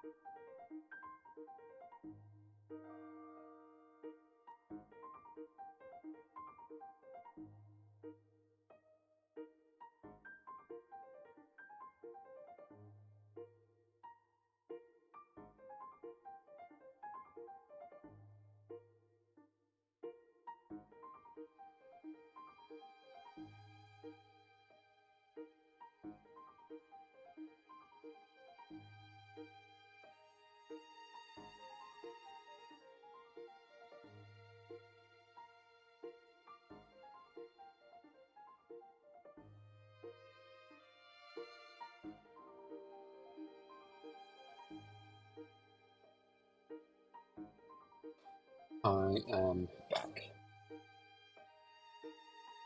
Huh. We got pretty far today, actually, in very little time, and I still have like 2.5 hours left. Makes you wonder, um, what would be a good way to spend the remaining time.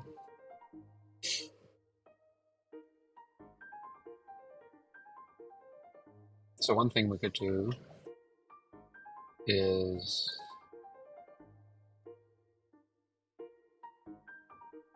design this screen. Wait, let's take a look at the to-do list. We should update it anyway. Oops. Yes, sir. All done. I guess the persistent task here to make sure all files are uploaded in order and kept if we have closes is pretty important. Then again,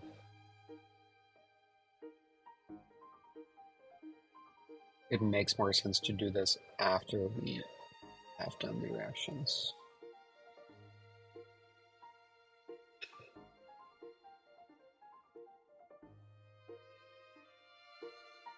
So the reaction player is going to be super easy now that we have the video player, right? Because it's just going to do video reactions.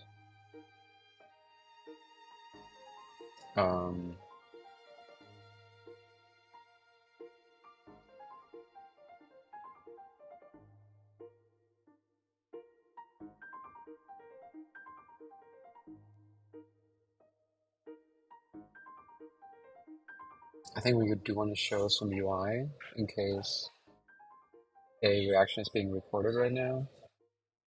It could be as simple as having a little dot or like an outline.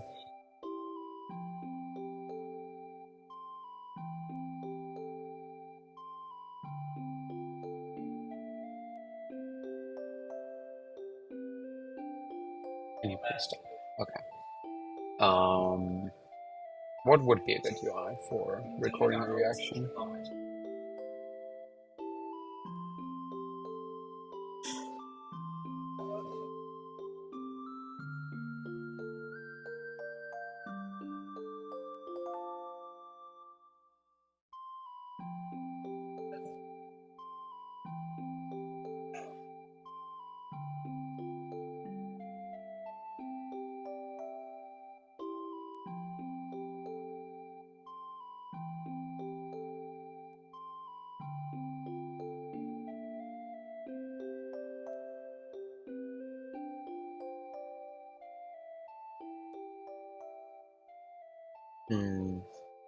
I'm thinking about the data model right now.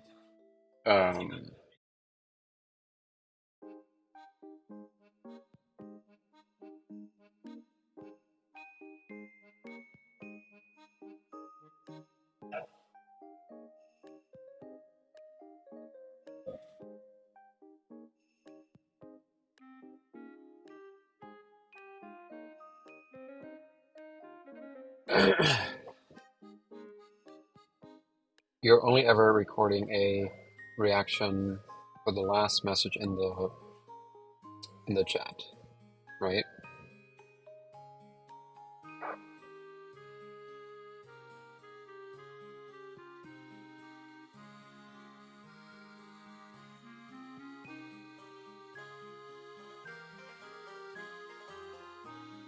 Okay, here's two things that I still have to do that I haven't done yet.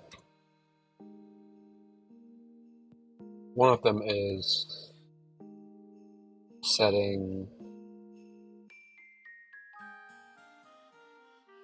the convo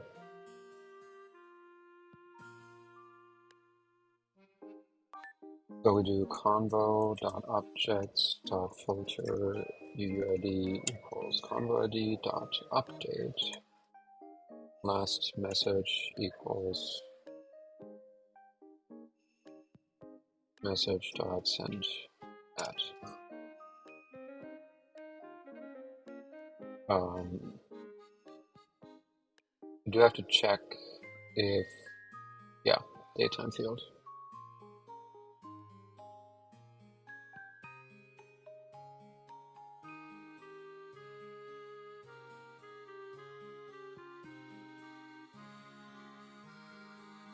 Maybe we don't do auto no add, auto no true. Maybe we just do default equal to date time dot now from wait time. No, from Django dot time zone or something.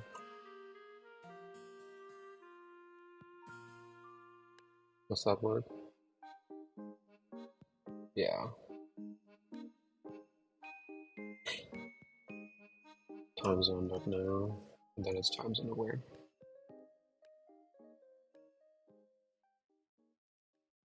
I think. I mean, are we time zone aware or are we not? We are. Well, this should work then. Let's see if it does. Or I create the migration if it creates any issues.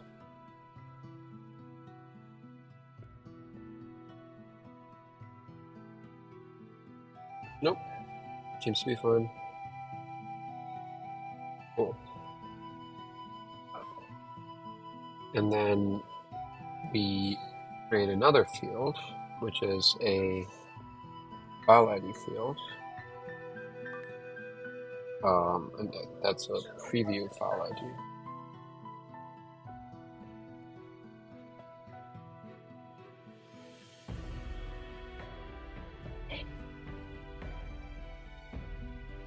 And if mtype is equal to video, then we update it. If if mtype equal to video, then we update the preview file ID to the file ID.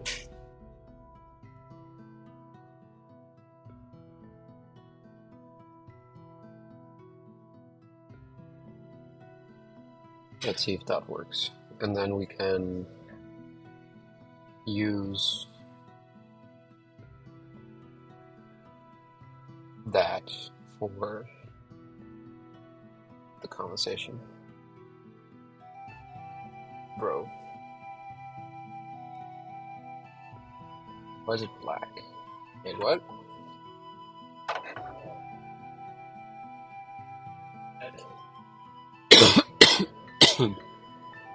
Okay. Right. But basically we have like a video preview playing in the background.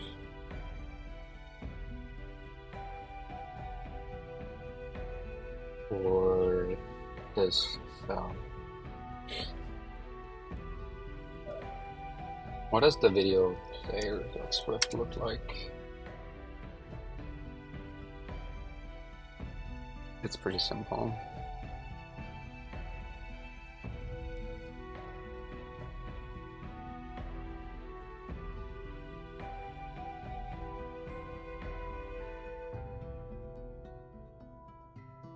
We could go ahead and draw a preview for this. Well, let's commit the backend stuff first.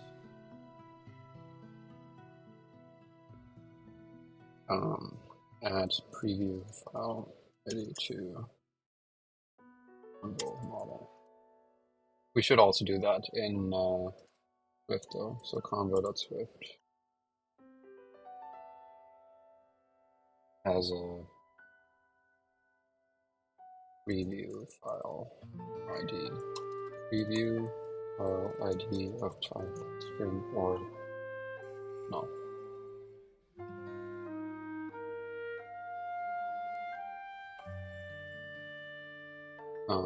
Let's remove you and let's generate a member-wise initializer. And let's set the preview file ID to JSON preview file ID, that's string.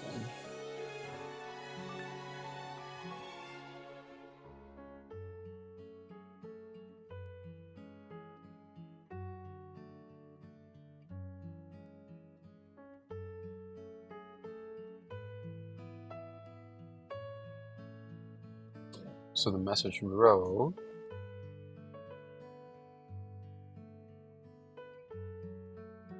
no, the convo row, which I don't think we've defined yet. Convos. This is just called no convo row. We have to find it. Okay.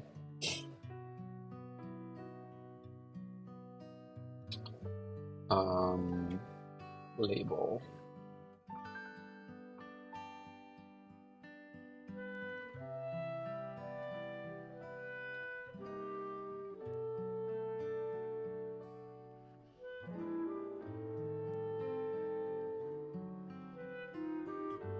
I had this pretty neat little random color thing going on. Like color hash, I think I called it. Let me check if I can still find that, because that would be convenient as a default.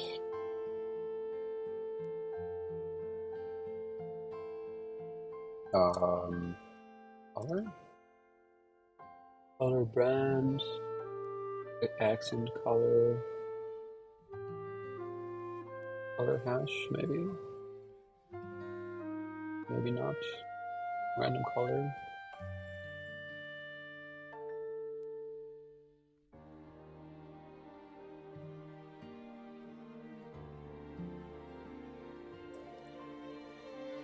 Color.plus brand. No, that's not it.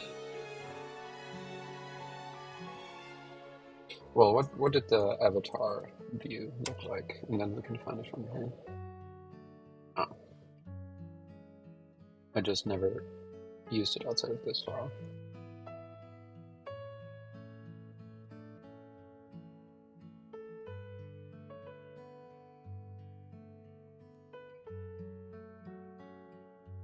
So we should create a new service that we call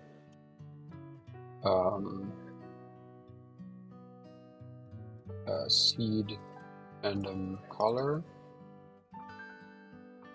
which has all of this stuff in it, and also has this stuff in it. So we define this as a function.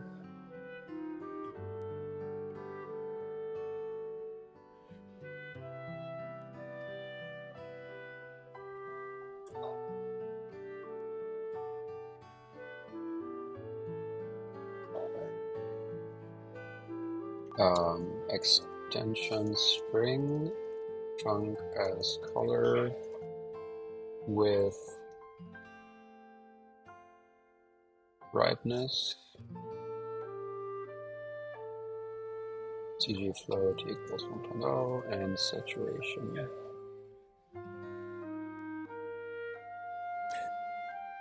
CG float equals 1.0.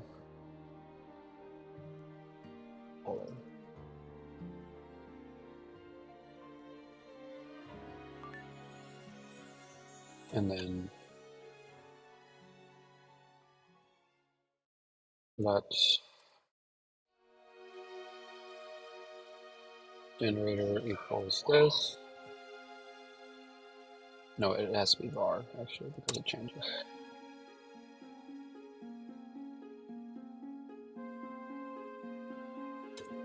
Data using user 8.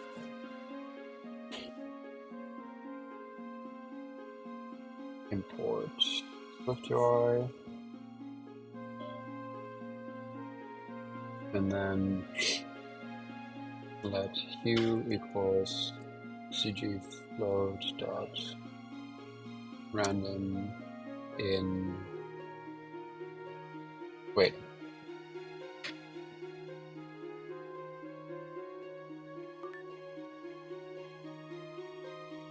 return init hue saturation brightness,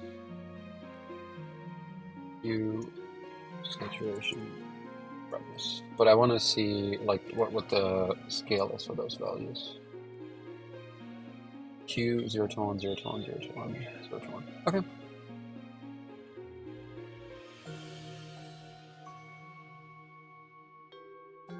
From 0 to 1. Nice. So let's take a look at the convo row. And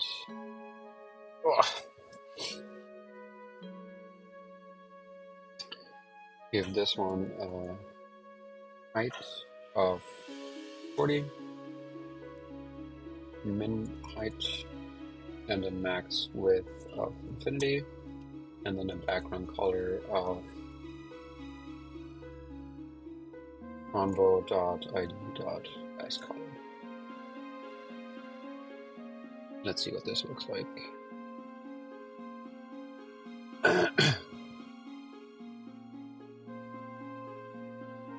Pretty good.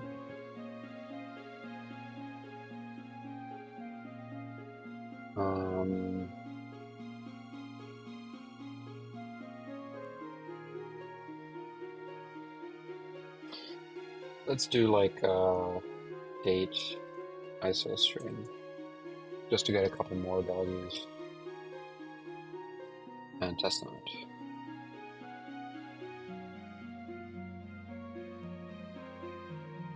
Okay. Let's just reduce the opacity to like 0.2.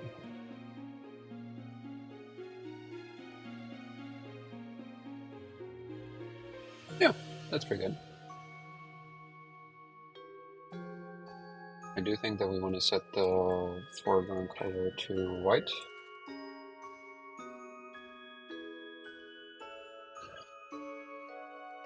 The min height maybe to double what it used to be.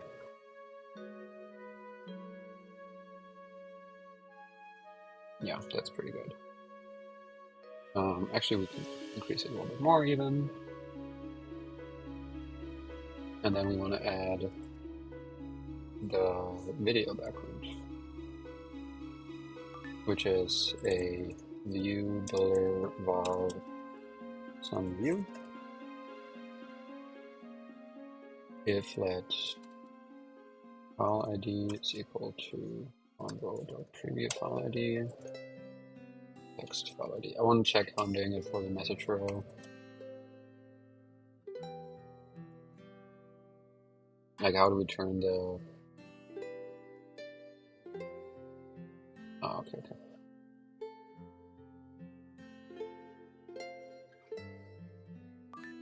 So we take the file ID,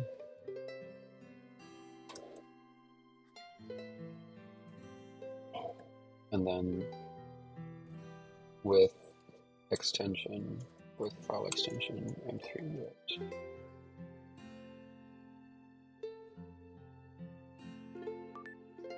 And we do video player of this URL with aspect ratio fill and max height of infinity.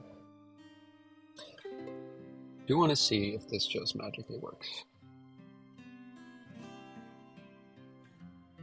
Well, none of them have any content right now. So let's send our trusty little preview file so that the Convo preview gets updated.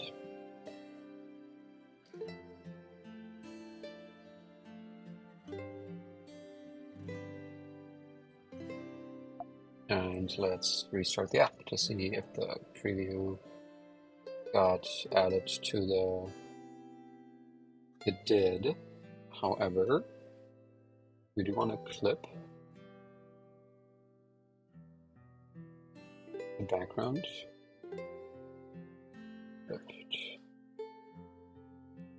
And we'd probably want to set the opacity to like 0.6 or something.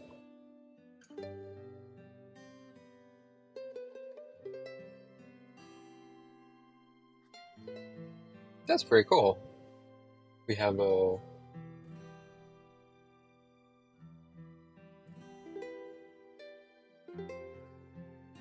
ooh.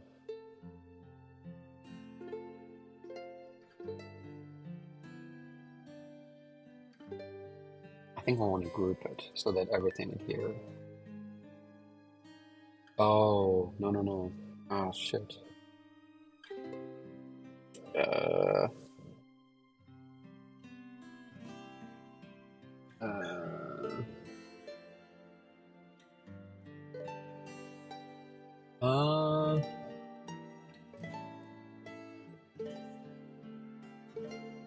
we have a bit of a problem.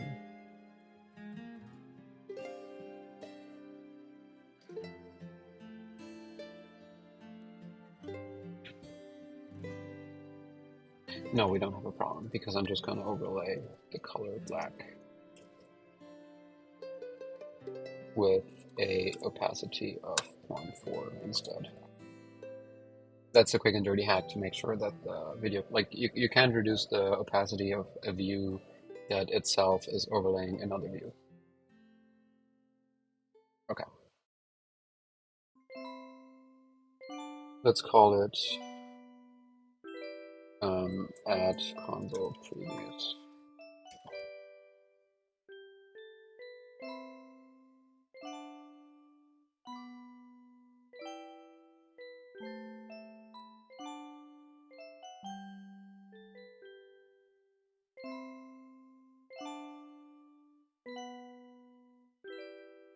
And then otherwise we should give it like a random emoji or something.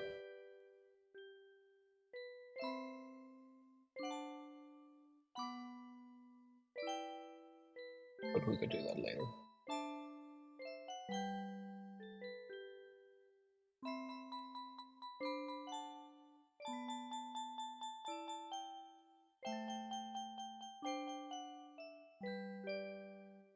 Okay. That's some good progress right there. Now,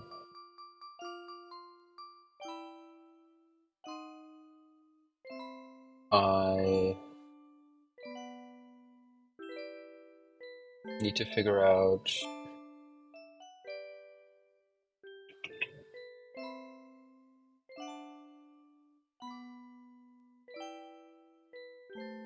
how to do video reactions because there's actually no more places to hide. So combos have kind of been designed, like we're making some progress. I guess we could add the sub bullet point of add video previews and check it out. We have 2 hours and 15 minutes, which might be sufficient for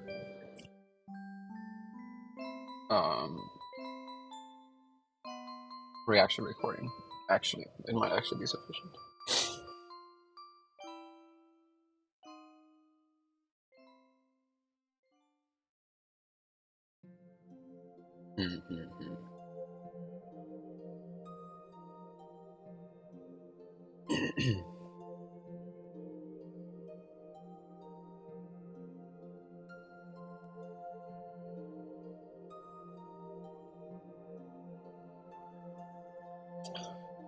So basically, we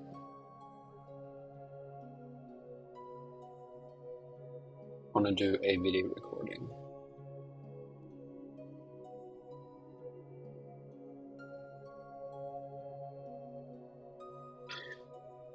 And of course, in SwiftUI, that's not the most fun thing to do.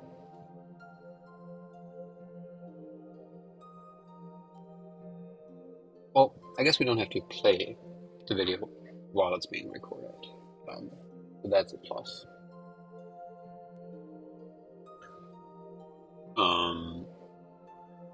So we just have to do a new recording session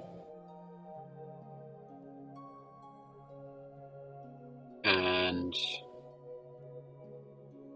render it as a local MOV file and then upload it to the server, which is not super complicated.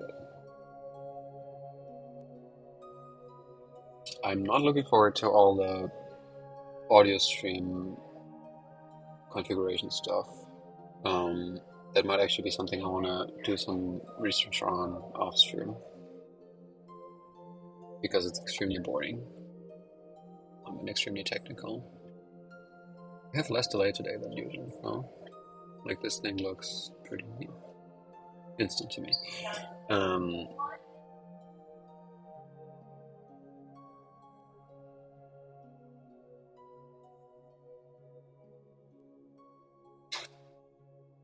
Do I want to get started on that today? Not really. Doesn't make sense to do the persistent upload queue before we have locally recorded video reactions? Not really. Is there anything else we could do? Yeah, we could do onboarding. We could do onboarding.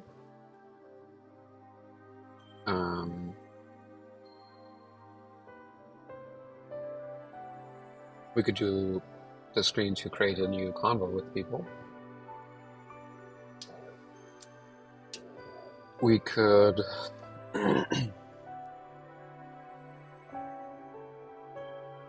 we could add a screen to invite people to an existing convo to create group messages.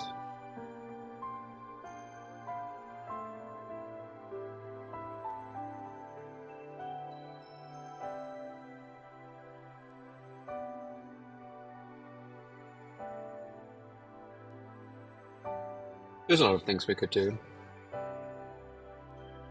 I won't bore you with the tunnel of infinity anymore. Basically, right now, the user profile is completely empty. It doesn't have any information, there's no name or no nothing. And we should probably change that. We could also just use phone numbers as the primary key and then let everybody sign in with their phone number. But I kind of like the idea of just having an immediately accessible chat screen as like the first screen that you see, zero onboarding. And then you would just talk to people via their username. So the way that would work is that you get a random username generated if you don't have one yet, and that's like a random pet name. So it has an adjective and an animal. So the zesty zebra or whatever. And those could be made unique by having a long list of adjectives and a long list of animals. And then as soon as there's duplicates, we could still do a random selection of separators. So there's a dash, an underscore, a dot.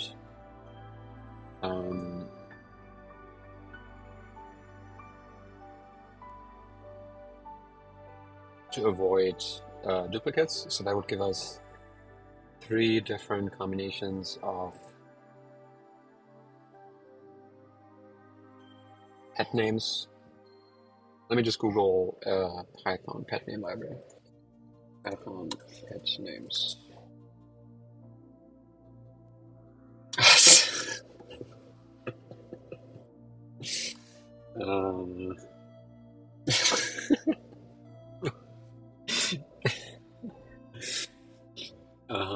Yeah, sure thing. Why? Is it really all in Python? Oh my goodness. Okay. Let's get all of these into our REPL and then count them.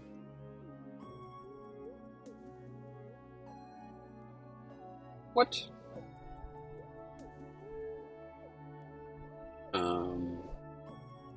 That doesn't seem like a lot of values, actually.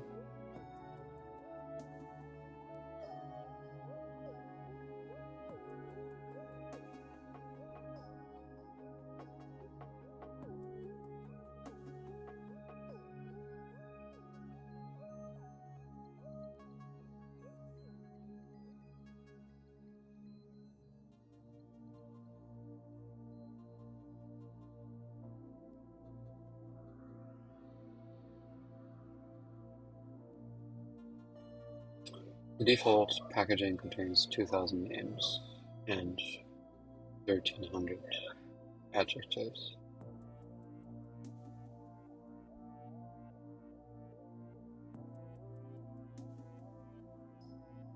As such, pet name tries to follow the tenets of Zoko's triangle. Names are meaningful, yeah, whatever.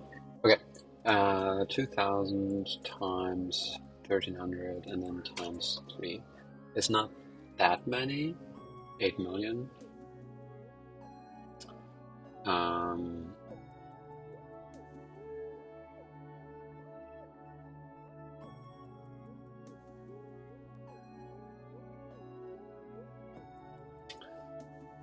Yeah.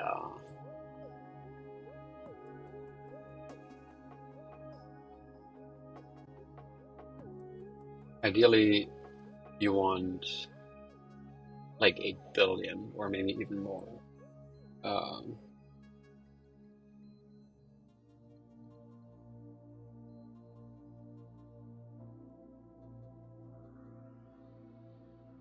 I think for this demo, it makes most sense to just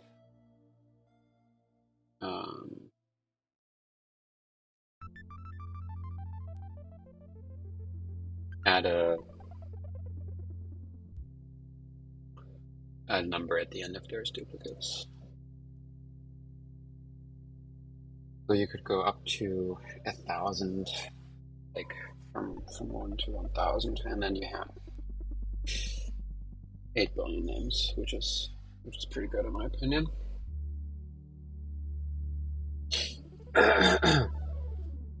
It's kind of the thing that Discord did. Why is much better with phone number compared to Apple ID, or is it just for the time being? I could do my own pet name generator, but the problem is that I think there's no there's no list for more than like 1,000 pets.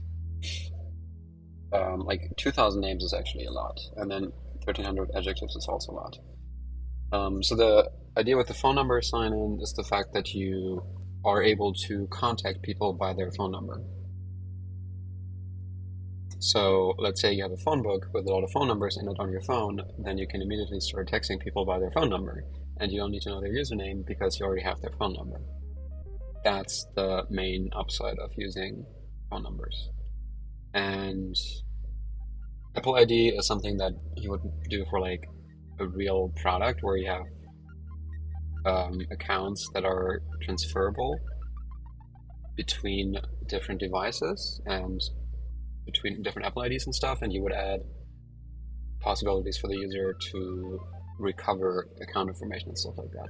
We don't have any of that right now. We just have signing in with a secret. So every device generates a UUID and then registers with that UUID to the server, and the UUID is the secret key to sign in. That's pretty much how it works. It's not great. I mean, it just does the job for now. And this is more of an MVP than a fully fleshed out product. And I just want to put this in the App Store and have people be able to play around with it. That's pretty much the idea. And I think for now, it is easier to not rely on the phone book. And I like the idea of having a super easy onboarding process where you never need to put in any personal information to start texting people.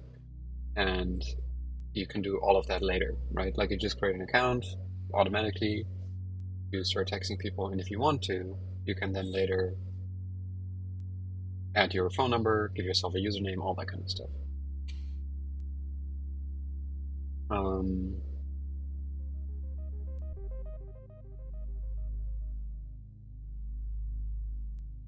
I think I'll just use the Python pet name project. That seems pretty reasonable to me.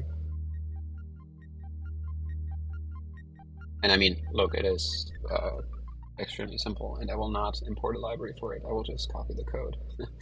That's for sure, because I don't want to have a dependency for just what is a long list of names. Does make you wonder though if this one has 2,000, because this looks like less than 2,000.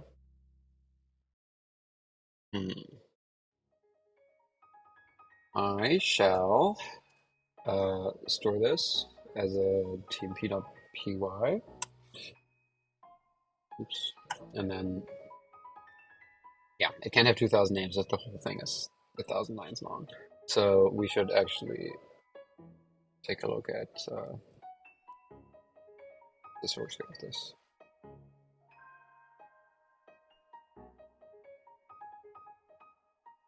This man patching utility written by Dusty Kirkland for Ubuntu systems.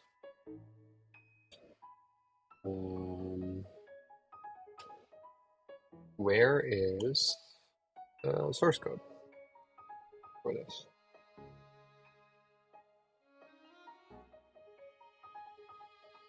Code?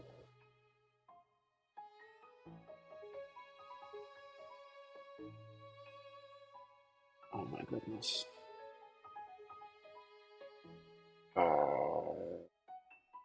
No, thank you. um, just give me the source code.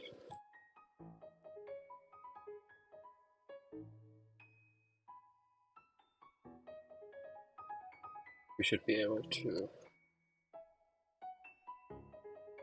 Yeah. Wait. This is exactly the same file. How the heck can you claim that there's 2,000 names if there's only 1,100 lines of code in this file? My friend? That's a little bit,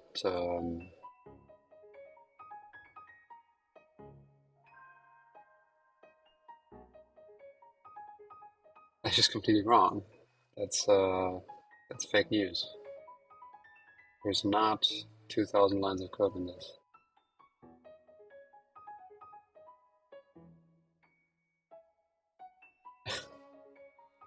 Yeah, we should ask ChatGPT for that.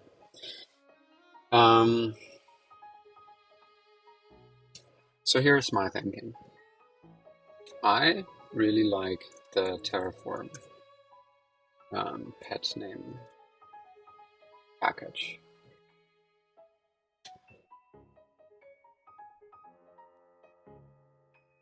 And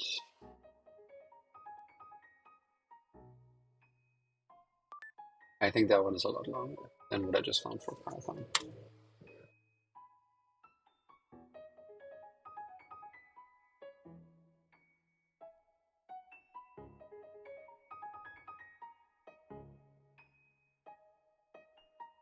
Terraform source code. I think it just uses the Golang pet name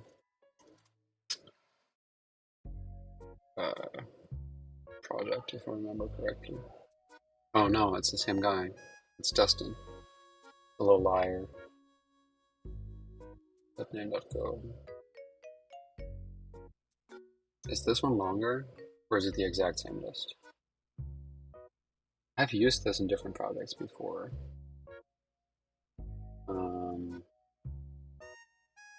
I am willing to find out. So we have adjectives equal to this list.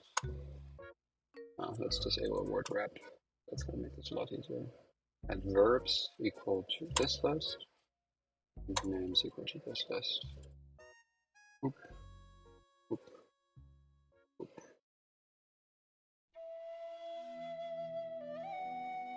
Well, Python doesn't like indents. It's exactly the same list. That's not great. He's claiming that there's 2,000 in there, but it's only 1,100. Anyway, it's just a demo. Who cares about name collisions? We can just add a number at the end of it and then we'll be fine. We'll be fine. So, first of all, let's delete tmp.py, which is in here. And then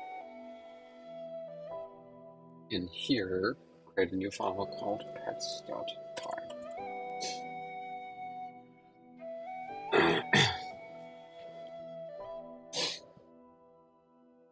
And then in the model, to the user, we can add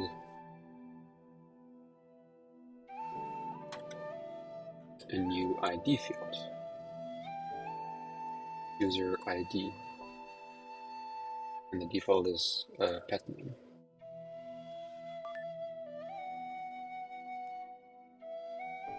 Death pet name.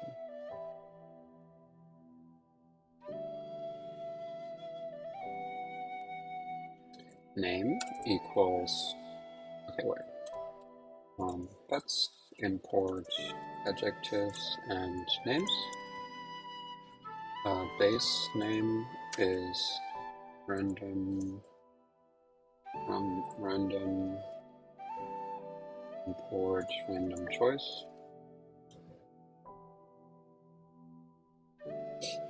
Choice of adjective plus choice of name.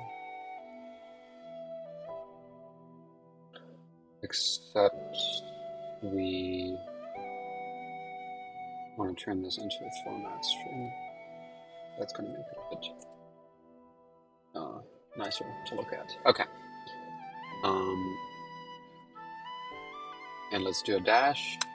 Well, I guess we can do a random choice of dot dash and underscore. And then if user objects filter user ID equals base name dot count equals 0, then we return the base name. Otherwise, we have a suffix which is 1, and then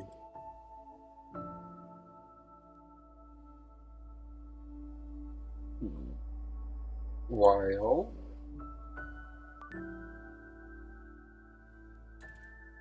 the filter for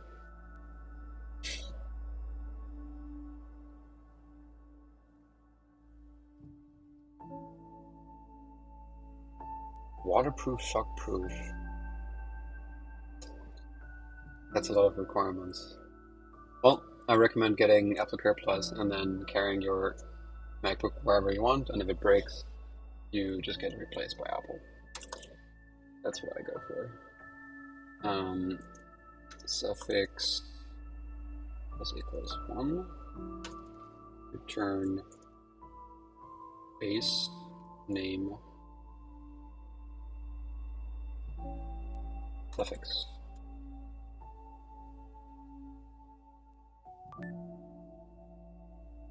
You know what? I'm gonna keep the separator consistent because I'm a perfectionist. Separator suffix.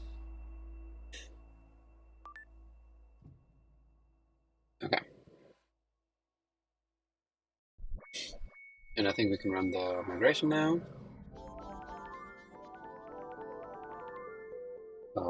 Whoops. Yeah, it's called adjectives and names, and not adjective and name.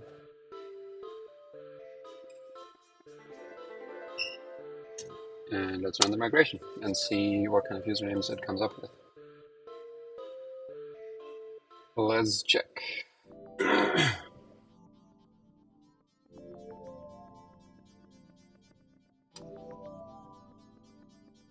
Let's check. Let's check. It seems like the migration didn't work. What's your problem with the migration server?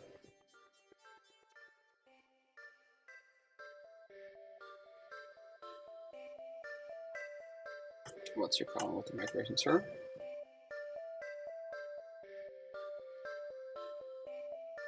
No such column.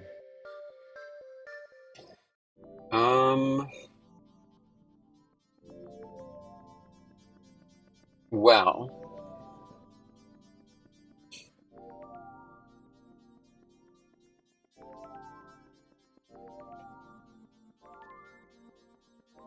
it kind of makes sense that when I'm trying to add this as a default during the migration, then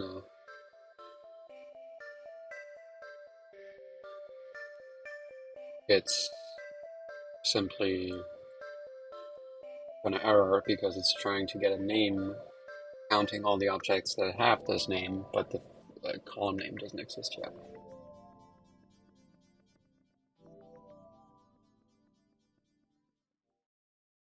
So I think one thing I could do is just do a try catch and then return base name. It's not a good solution, but it is a solution. And I'm pretty sure that the way it's going to manifest is that now we have a bunch of different users with the exact same.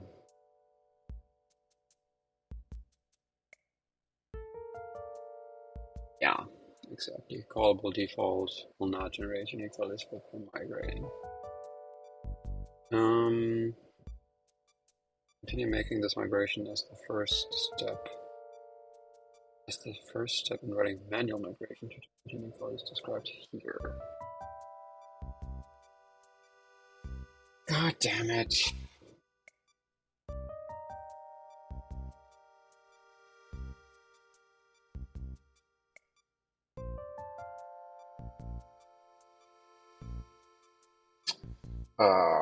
Okay. This is the way to do this. This is how I'm gonna do this. But I'll have to do a very quick break before it. And then we can write our manual migration that generates random pet names for everybody. I'll be right back.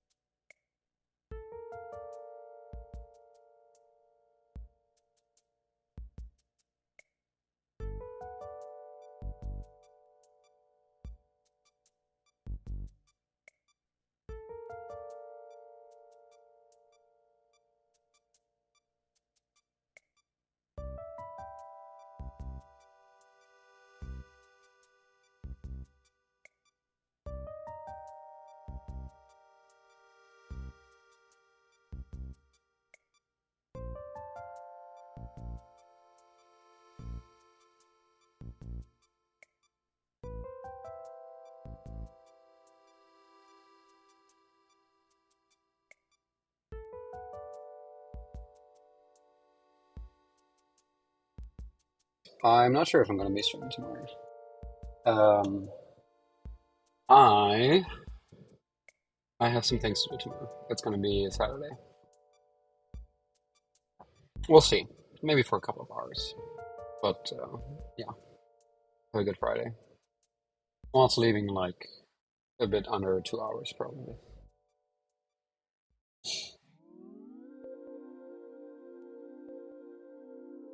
Migration that adds a unique field.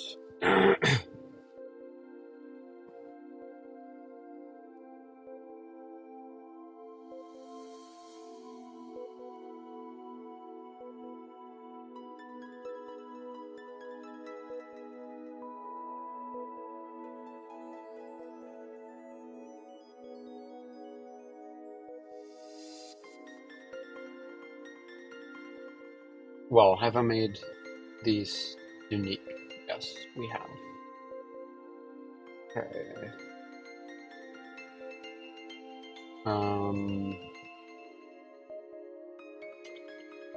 Django migration unique.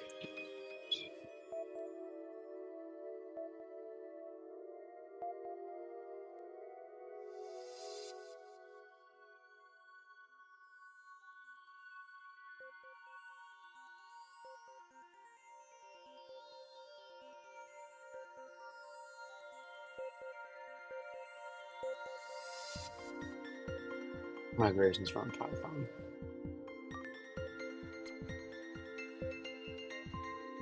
Yeah, that's what I'm gonna have to do.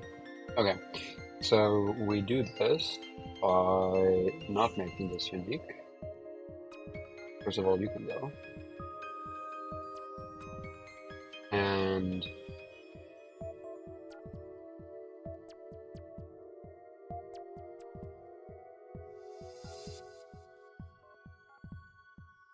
now we have it pulled out and a migration automatically generated. And then before we actually set this to unique true, we should go ahead and change the migration to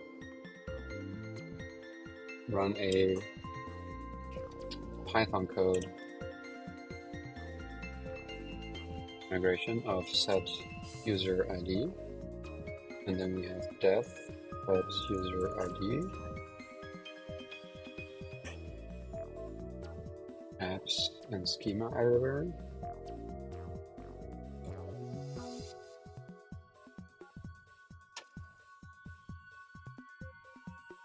apps get model,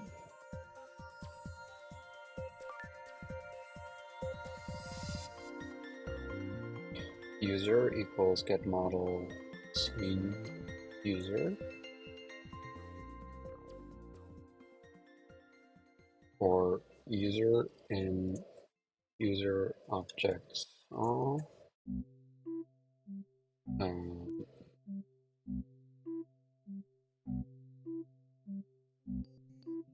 user dot user ID equal to none. Is it gonna automatically add a default if I do this? Maybe. Let's try. So Python manage migrate in to 0011.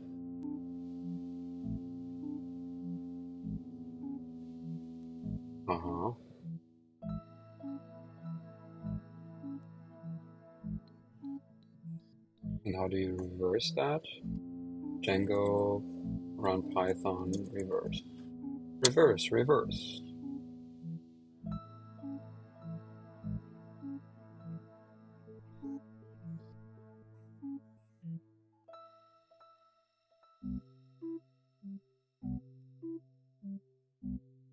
Lambda underscore 0.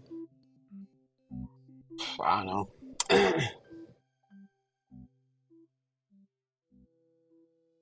Okay. Def dot sh. Maybe? Let's try. Let's get it. No, not working.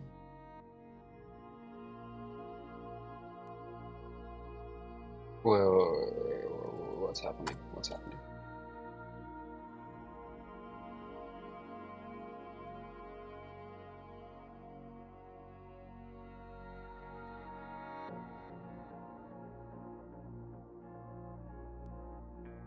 Do what? There's too much going on. Okay. Not null constraint failed. Well, set it to the goddamn default. Django set field to default.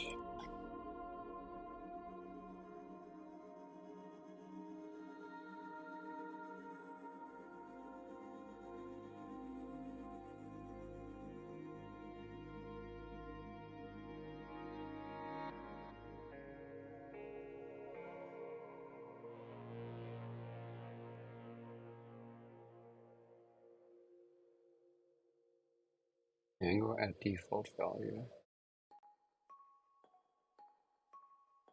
Django migration that can be used to transfer fields of default value to the database scheme. Nah.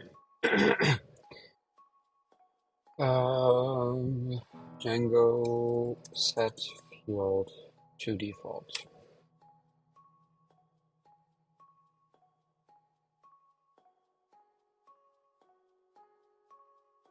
More field to survive. There's another fields.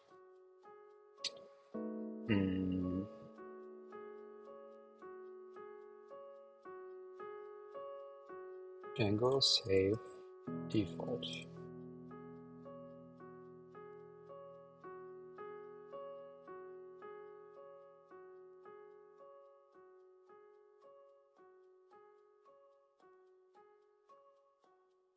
I have an idea.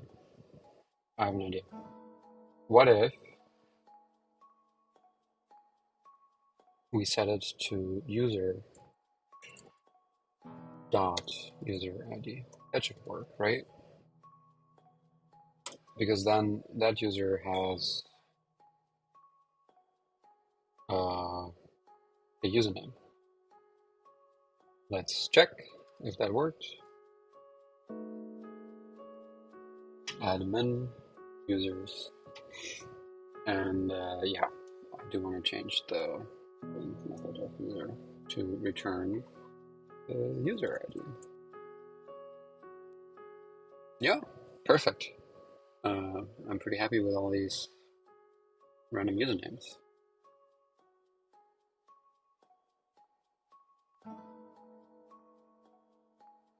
Nice. Okay.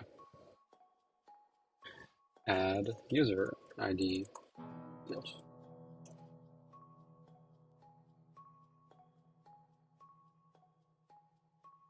So the username is a technical requirement by Django. I just don't want to mess with it. And it's like if we ever want to change the signature of user ID to be something other than a character field, I think it's better to do it this way. That's my thinking. So now every user kind of has a redundant, every user has a UUID, a username, and a user ID, which is a bit much, but it's like a couple bytes per user. I think we can store that much data. We do want to add another index by user ID so that we can make this searchable. That might require a migration. Actually, definitely will, because that's the whole idea about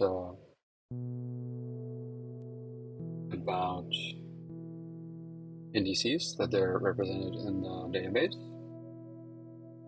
Add index for that field. And now we should change our WAMI to return an actual user object, like all of it. We haven't written a user serializer yet. Never mind, we've written a user serializer. So I should just say user serializer of request dot user. If not authenticated, return the UUID of none. I think that's what the previous return was, right? Return response UUID none. Yeah, okay. So now that thing has a full signature. Let's see what that looks like. Localhost 8000 WAMI. You pass the serializer. Oh, yeah. Fair enough. You got me. Data. Okay. And now we can see our entire username. Maybe we don't want to return the secret and the password. Might not be the smartest idea. Also, I literally just leaked my secret, so that's fun. Password and secret. That does mean technically that I should probably delete the database. And all the media files, but it's not a big deal. We can rebuild for sure. The only thing we need to recreate is the admin user.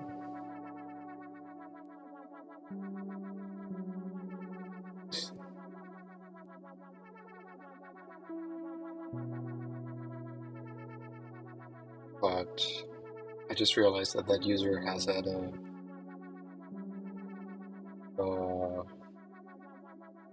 very easy password this entire time anyways. So I'm just gonna quickly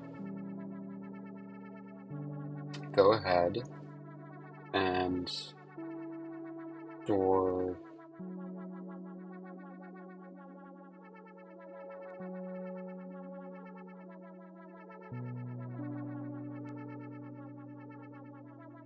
create a new admin user.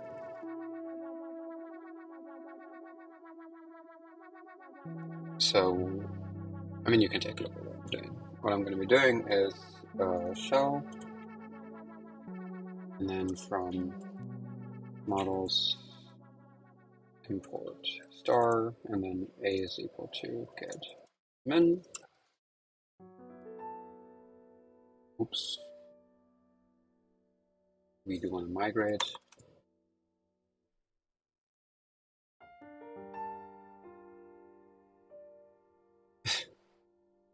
Whoopsie daisy.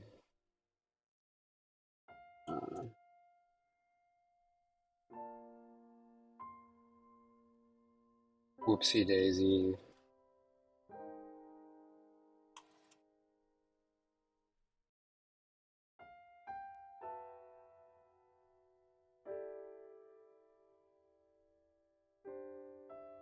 Whoopsie daisy.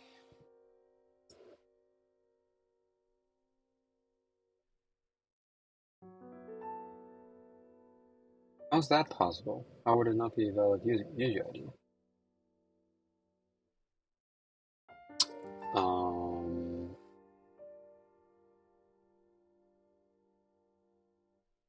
Well, I guess you have to manually specify that one.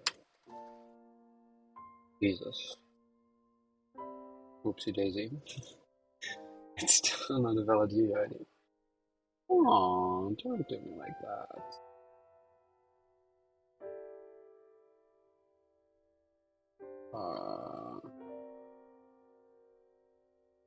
What the heck? Oh, right. Yeah, it doesn't work. It has to be filter dot first.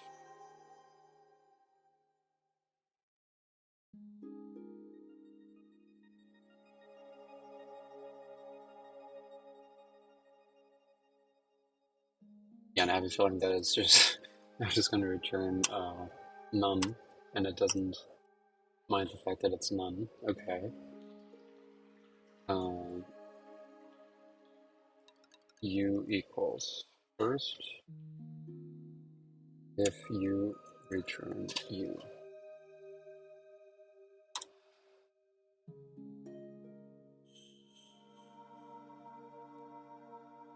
Admin makes a lot more sense than U. Okay. Man, it's a good thing that I'm fixing this method. that was a shit show. Import. Jesus fuck.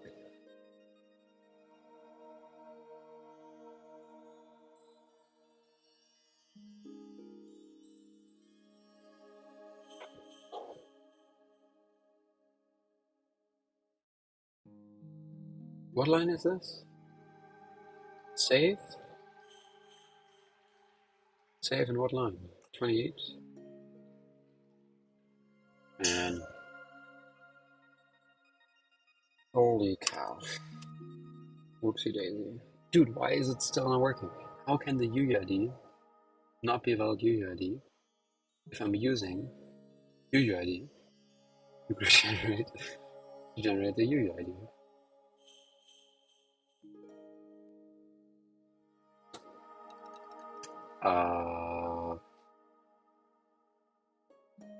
28. Admin.save. UUID generates random UUID. UUID is not a valid UUID. Okay, what's happening? Print admin.UUID. Because it seems like a pretty valid UUID to me if you're asking me.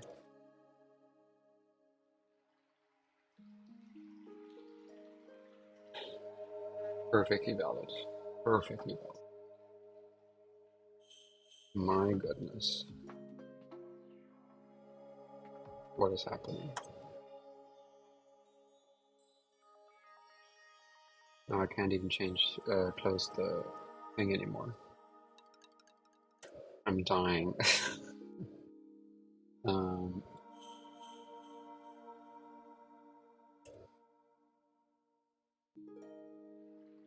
models import star a equals get admin. Dude, why?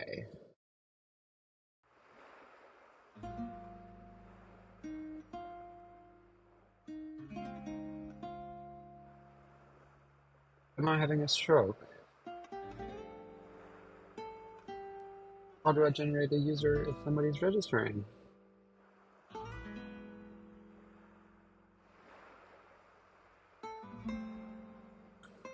Oh, the fucking secret.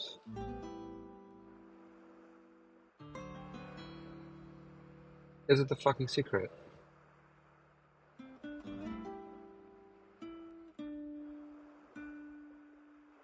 The secret doesn't have a default. It does have a default. Holy crap, dude. Why am I able to say user.save in the register view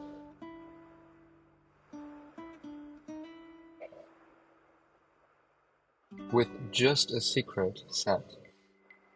However, if I go in here and say username equals admin, and I try to save the user, it just won't have it.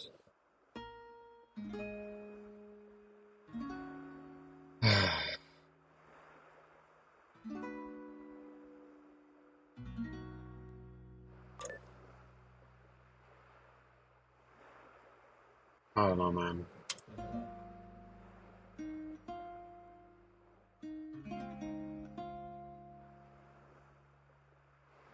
What do you mean?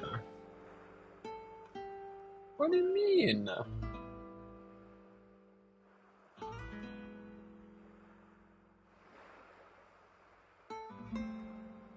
What do you mean?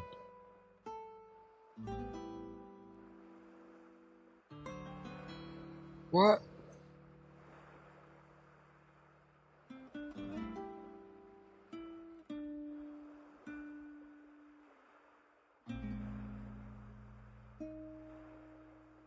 Oh, hi. What is this? User with UUID. It's not a valid UUID. Uh-huh. And then if I do this, it's also still not a valid UUID. Okay, I'm literally having a stroke. I have no idea what's going on here.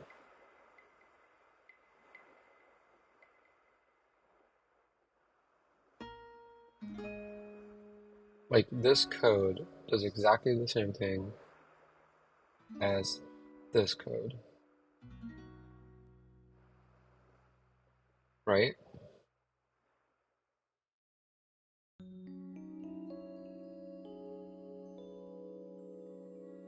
Why would I not be able to save it? What the flying fuck?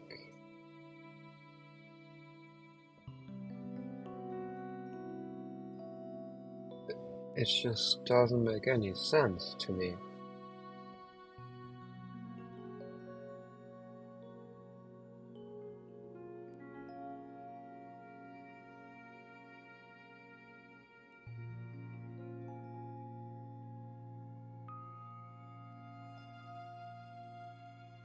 I'm just gonna Google it. I'm tired of it. Django save is not a valid UUID.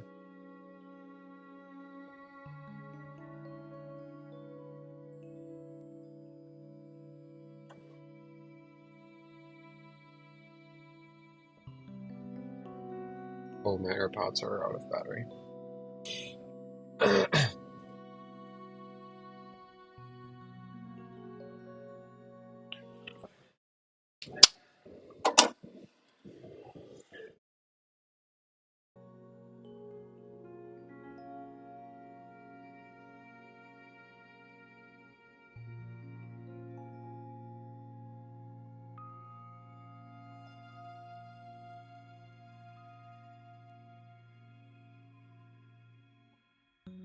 What the fuck? What the fuck?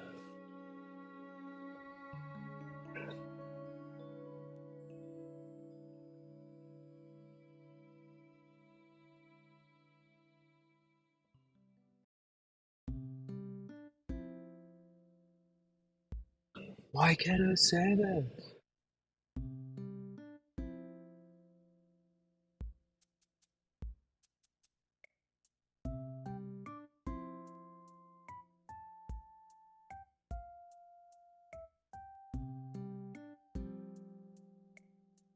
I don't fucking get it.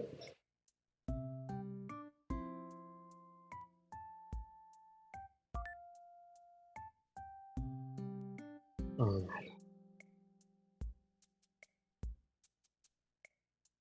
Seriously though, like what is happening?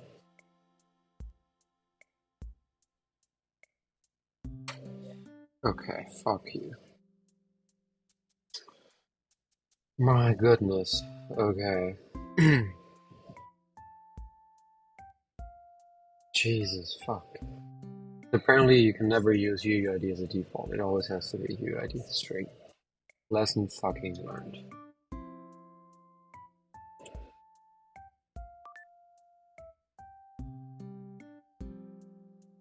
Fucking hell, dude. Okay. The only thing I wanted to do is create an admin user and give it a password. Holy cow, dude. Oh man.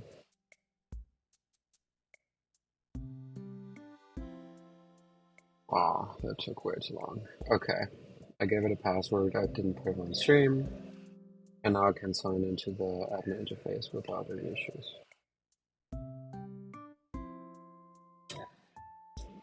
Man, that was a shit show. That was a fucking shit show.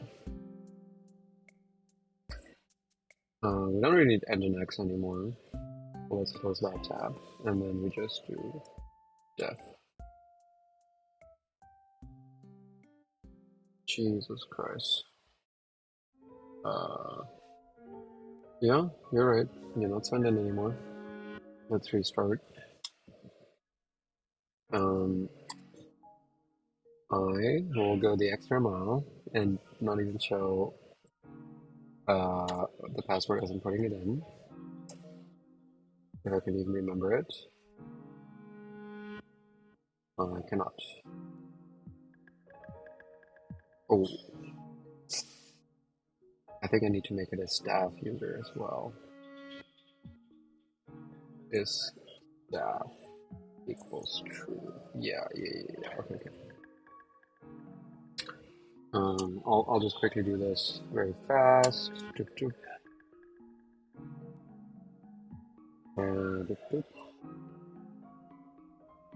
This stuff equals to true, save, and we're good. And now I can show my screen. Alright, we have two users. One is an administrator, one is not. This one is the administrator.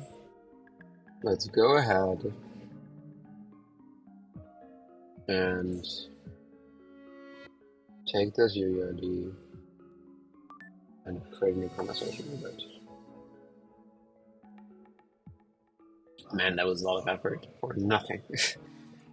Content view. start convo with this little guy. Now we have a fully cleaned database.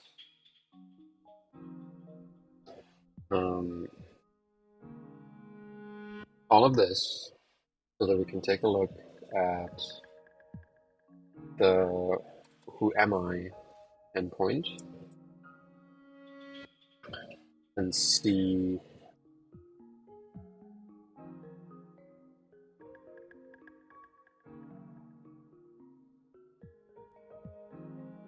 the user ID field.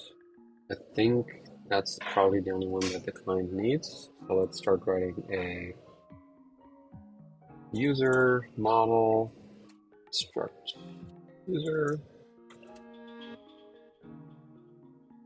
and then we have all of these.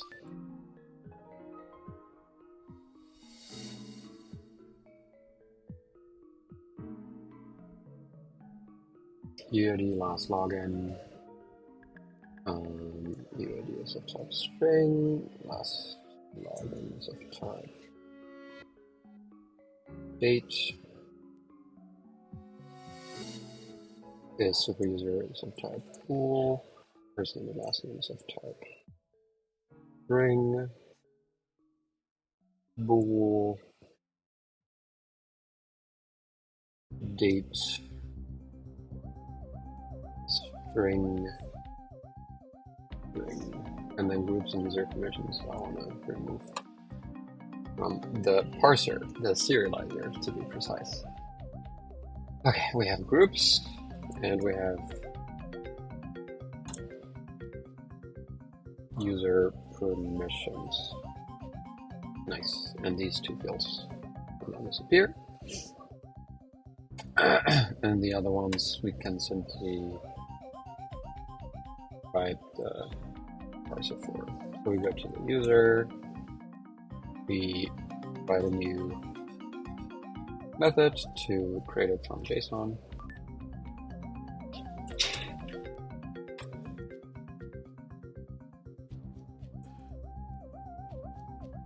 And we take all of these and try to deserialize them. No optional fields, which makes it a bit nicer to work with. So take all of this. We add a comma, we remove the last one, maybe indent most of them, move them to line, and then go ahead and do the same thing up here. Oops. Oh no.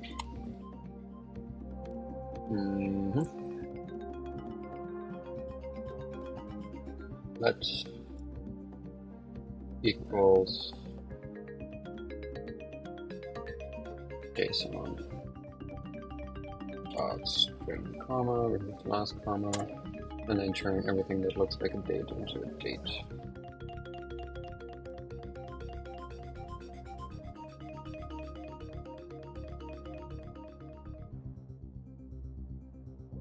I think these should actually be vars and not lets. At least for all the ones that we can change. And then we have string, date, bool, string, bool, date. So let's go ahead and go to auth state.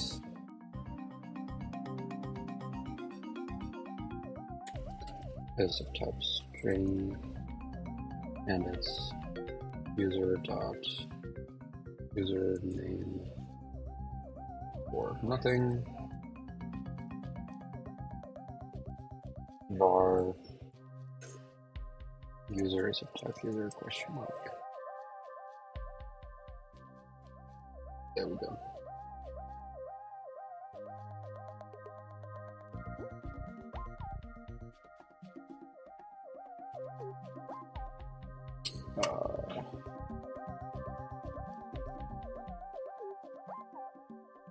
return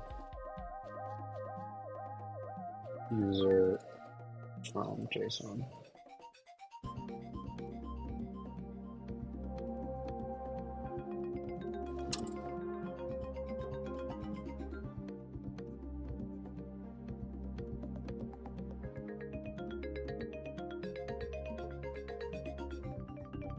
Okay. Now we should have a full user model on the client. Yep. Nice.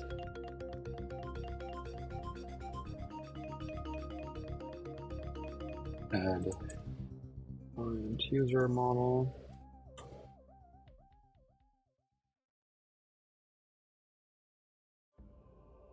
And then we can start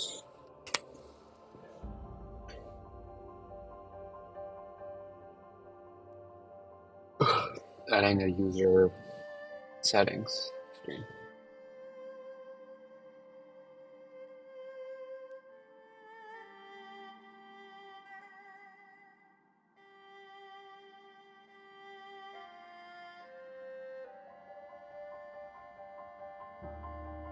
Oh, I mean, I got like an hour left. I kind of feel like taking a break. We've made some good progress today. Let's just show off the video player one last time, because I think that one turned out pretty well actually. So you can easily see that we need to add new UI for files uploading when they haven't made it to the server yet. But this is pretty neat. We can pause it, we can play it, we can scrub forward, back. When it finishes playing, we can hit play again. Oh, this is nice. Not sure how I broke it. But when it finishes playing, you can hit play again to restart playing. Yeah, some good stuff. Some good stuff. And now I think I'm done for the day. I'll probably finish the user profile next. I think that should happen this weekend.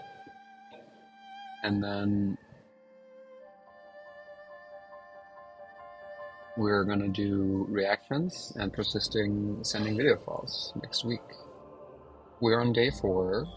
My plan was to not spend more than 7 days on this project, and I think we'll get there, even though it hasn't been full days. Because today was just like a half day. I think we definitely have a good chance of getting there. Okay, kids, I'm gonna head out, and I'll upload the VOD to YouTube. I'll see you soon.